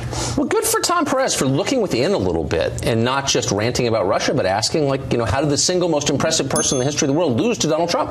Right. That's a great question to ask. Isn't that a good question to ask? Isn't that a great question to ask? I am today. My contract ends at the end of this week, as it was planned since January. Well, good for Tom Perez for looking within a little bit and not just ranting about Russia, but asking, how did the single most impressive person in the history of the world lose to Donald Trump? Well, I think we know about how the single most impressive person lost to Donald Trump, and it was in part by the Russian government. So here's what doesn't make sense. Okay, so for the last 3 or 4 months, Democrats have been saying every night in this show, Trump is a puppet of the Kremlin. He's doing the bidding of the Putin government. That's right. The entire Russian economy is based on energy. Trump's views on energy are very pro-American. He wants more energy exploration and production in this country. Oh, shit. Uh-oh.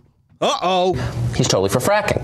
If you were doing the Kremlin's bidding, you would have Al Gore's position. You'd be against fracking, and you'd be talking a lot about global warming. How does it even make sense that Trump is doing the bidding of Russia? And you know what? It actually makes sense. In fact, if you look at the position with Russia putting that submarine off our coast, Russia's cracking down on the pro-Trump messages in their state media, what the real problem with Russia is, and I did some digging about this last week, we really started having a problem with Russia right at the Iraq War. Because guess who we tried to go with us into Iraq, and guess who publicly said no? Guess who publicly denounced the war in Iraq? Chat room, can you guess?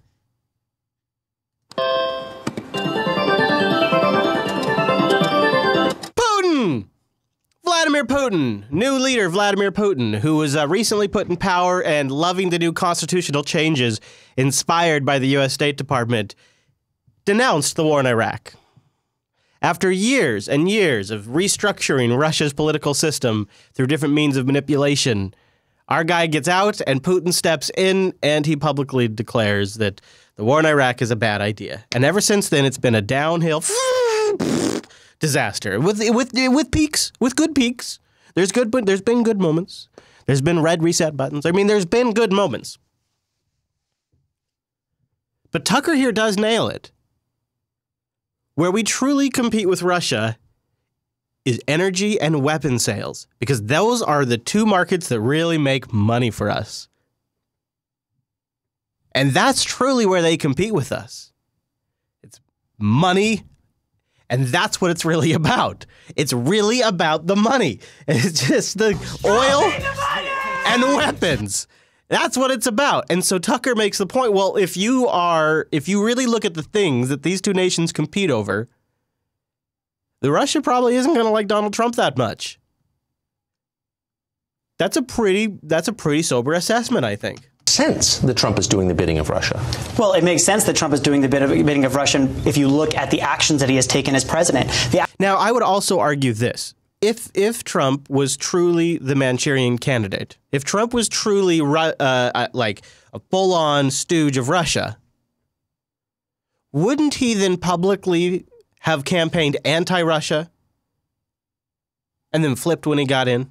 Wouldn't that have been the smarter bet not to? Why would you show your cards the entire time? The actions that he has taken as president, the actual things that he has done is he has removed sanctions on the FSB, which is the Russian spy network. He's also attacked NATO, which is one of the top priorities of Vladimir Putin. And he continues to praise Putin at every turn. And not only that, he goes up and attacks the European Union, which again is an adversary. He loves Putin. I'll grant you that. I mean, I don't think it's true, but whatever. NATO was a bulwark against Soviet communism. It was great.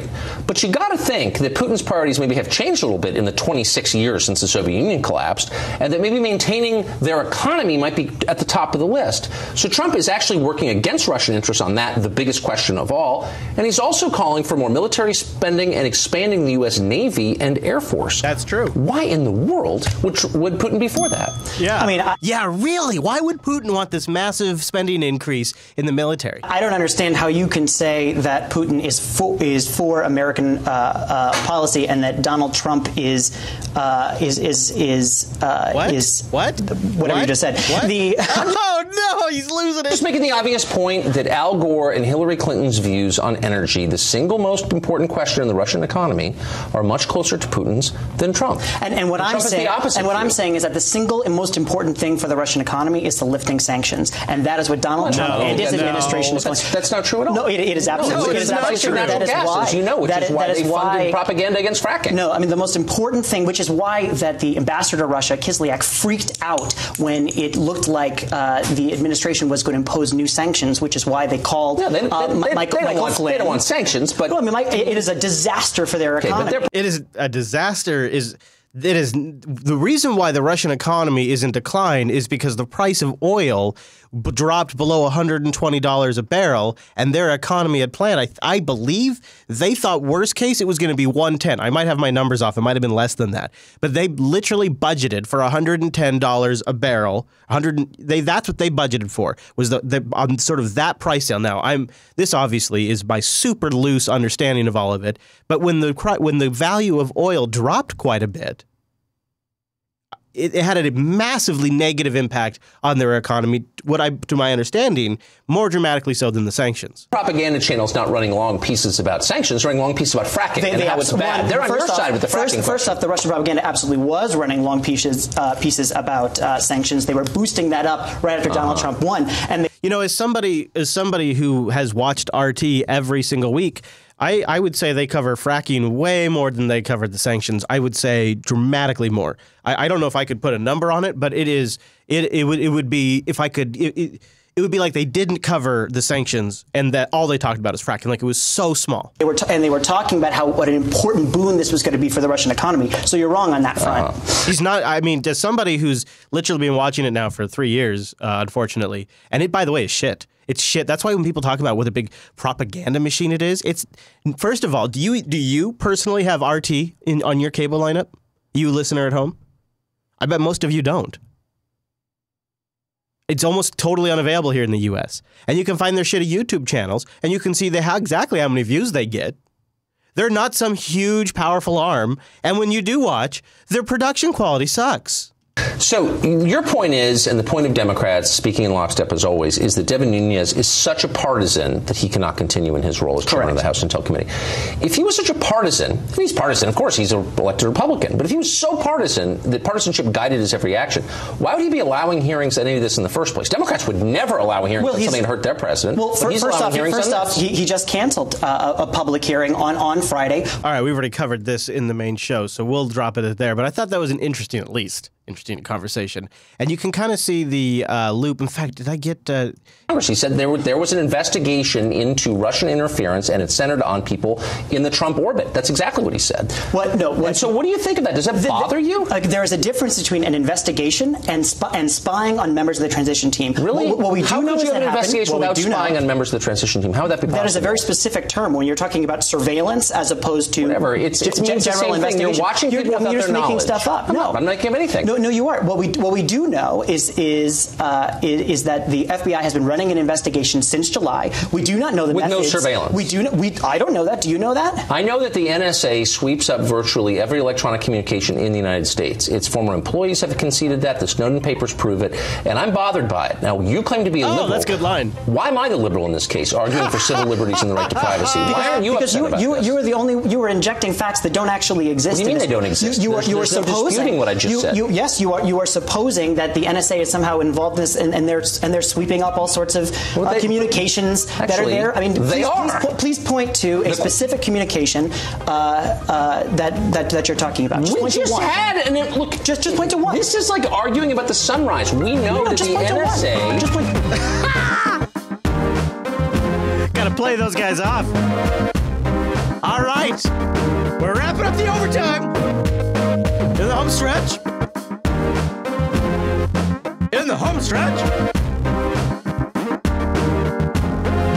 In the home stretch. All right, let's go to Spicy Sean.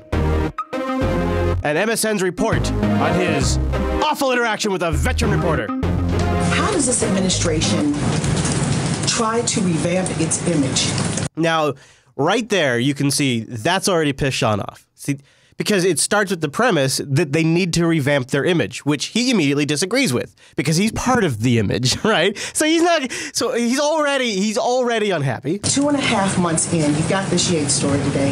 You've got other things going on. You've got Russia. You've got. Oh, then she had to say Russia, and now look at she's just making a list. The girl's just going. I'm making a list now. I got Russia. I got Trump. I got Flynn. You got wiretapping. You got wiretapping. We don't have that. Here we go. You I know. On Capitol Hill. No, I get it, but you keep. I've said it from the day that I got here until whatever that there is no connection. You've got Russia. If the president puts Russian salad dressing on his salad tonight, somehow that's a Russian connection. Welcome back to the 11th hour. Sean Spicer got increasingly hostile with reporters in the briefing room. You know, I have to kind of understand where he's coming from a little bit because she starts with the premise. Here's another exchange. Networks. At some point, report the facts. The facts are that every single person who has been briefed on this subject has come away with the same conclusion. Republican, Democrat. So I'm sorry that disgusts you. You're shaking your head. I appreciate it, but understand this, that at some point the facts are what they are. And every single person who has been briefed on this situation with respect to the situation with Russia, Republican, Democrat, Obama appointee, career, have all come to the same conclusion. At some point, April, you're going to have to take no for an answer with respect to whether or not there was collusion. So he kind of had it, right? And of course, that's getting spun as him being racist. Hillary Clinton said that he did it because she's a woman. I can't really comment on that. I can't really say that that's why. To me, it seems like he was just overwhelmed at how he's sick with it. I mean, she starts with, I think what it really is, and this has gotten a lot of attention. In fact, here's Hillary Clinton right here. Where everyday sexism and structural barriers were once blatant, today they're sometimes harder to spot, but make no mistake, they're still with us. This is yesterday. Just look at all that's happened in the last few days to women who were simply doing their jobs. Now, you heard the way she started the question. How does the administration recover its image with Russia and the wiretapping? It was a biased question. It started with the premise that they needed to fix their image. There was bias in there. That's really what he responded to. But Hillary says that's sexism. April Ryan, a respected journalist with unrivaled integrity, was doing her job just this afternoon in the White House press room when she was patronized and cut off trying to ask a question. One of your own California congresswomen, Maxine Waters, was taunted with a racist joke about her hair. Now, too many women, especially women of color, have had a lifetime of practice taking precisely these kinds of indignities in stride. Yep, she's out of the woods. She's out of the woods, and she's saying it was sexism. Now, Mr. Chase is joining us. And Chase, I have a question for you. Yes, go ahead, Chris. You know, I have a question after we're going to play this report, and then I'm going to ask Tonight, you. I'm obsessed with the president trying to take a mulligan on one of his longest-standing critiques of President Obama. his love of golf. Obama is going to be out playing golf. He might even be on one of my courses. I would invite him. He plays more golf than the guys on the PGA Tour play. I love golf. I think it's one of the greats, but I don't have time. 250 rounds, that's more than a guy who plays on the PGA Tour plays. He played more golf last year than Tiger Woods. Well, it was a silly argument when Mr. Trump was making it as a candidate, and it's gotten even sillier now. By our count, in his 68 days in office, President Trump has already taken in 13 golf outings. By comparison, President Obama had not yet hit the links once. I got a theory about this. Now, I will admit I don't normally fry bacon in the overtime, and this is straight up bacon. Okay. But my theory Smells good. My theory is that when you want to break a few rules and have off-the-record meetings and conversations that aren't bugged or don't have White House staff around or aren't being logged by somebody, you invite him out on the golf course and you talk. You just maybe the whole time you play an hour of golf, 2 hours of golf, and you have a 5-minute conversation over those 2 hours. It's an old business edict, work gets done on the golf course. Oh yeah, for sure. I know that. I'm taking that. I'm taking the next step further and saying this is where the really secret stuff is done. The stuff that they don't want any record of. The stuff that nobody's supposed to keep track of. Nobody had to check into the White House. There's no official log that somebody visited the president. They meet you out on the golf course. You talk a little business. Maybe it's an insider at the CIA. Maybe it's a buddy. That's what I think all this president golfing is about. Maybe. And obviously they like doing it. But you ever notice how just like really you're telling me all these presidents love golf this much? Or is it just maybe possibly that this is a perfect opportunity to go out, get some sunshine because you can fly out to nice places and have some private meetings? By this time in his presidency. I think so. But it's not just that the president is playing a lot of golf, or that it's hypocritical that he's doing exactly what he criticized President Obama for. It's that his staff feels like they need to hide the amount of golf the boss is playing. They put the pool in dark rooms. And then on various occasions, the White House staff has told the press that the president is taking meetings that happen to be taking place at his golf clubs, and that he may have stepped out and hit a few balls. See, I'm thinking that is actually somewhat true. I think there's secret meetings that are off the record. Nobody had to check in. Yeah, but here's one thing though: these golf outings are happening at his golf courses, right? Sure, yeah. Sure. So basically, smart. He's paying himself to go play golf. That's smart. Yeah, it's very smart. That's good. That's like that's good business. That's like if you got an Amazon affiliate and then you get everybody you know to buy through your affiliate code, or you use your own affiliate code. Kind of, but you can't really do that. So you got to get friends and family to do it, right? Yeah. All right. So we're gonna wrap up. This is a commentator that we have on the show from time to time. He comes from a religious perspective. This is a broadcast he does. It is done in front of a green screen, I think, with some Bible verses on it. And so it's really a man of the scripture. And his take and analysis on one of the president's top advisors, Reverend Manning. I meant to make this announcement. Please forgive me for being so tardy in bringing forth this announcement. Remember Kellyanne Conway on the sofa there in the Oval Office with 100 black men standing around her, and she got in her money-making position. What? Wait, what? Your money maker. She got that money position. That's a sure enough money shot. Woo, Jesus. What? Woo, Lord. Look at that. That's a money shot. Kellyanne Conway in her money shot. But I forgot to inform you that the reason why she got into that money shot without being asked. In front of, look at that, in front of Bible verses, Dr. Martin Luther King Boulevard, really something. Yeah, really something. This guy's, wow. Is that Kellyanne Conway has got jungle fever. She couldn't stand herself. Jungle fever, jungle fever, jungle fever. Jungle fever!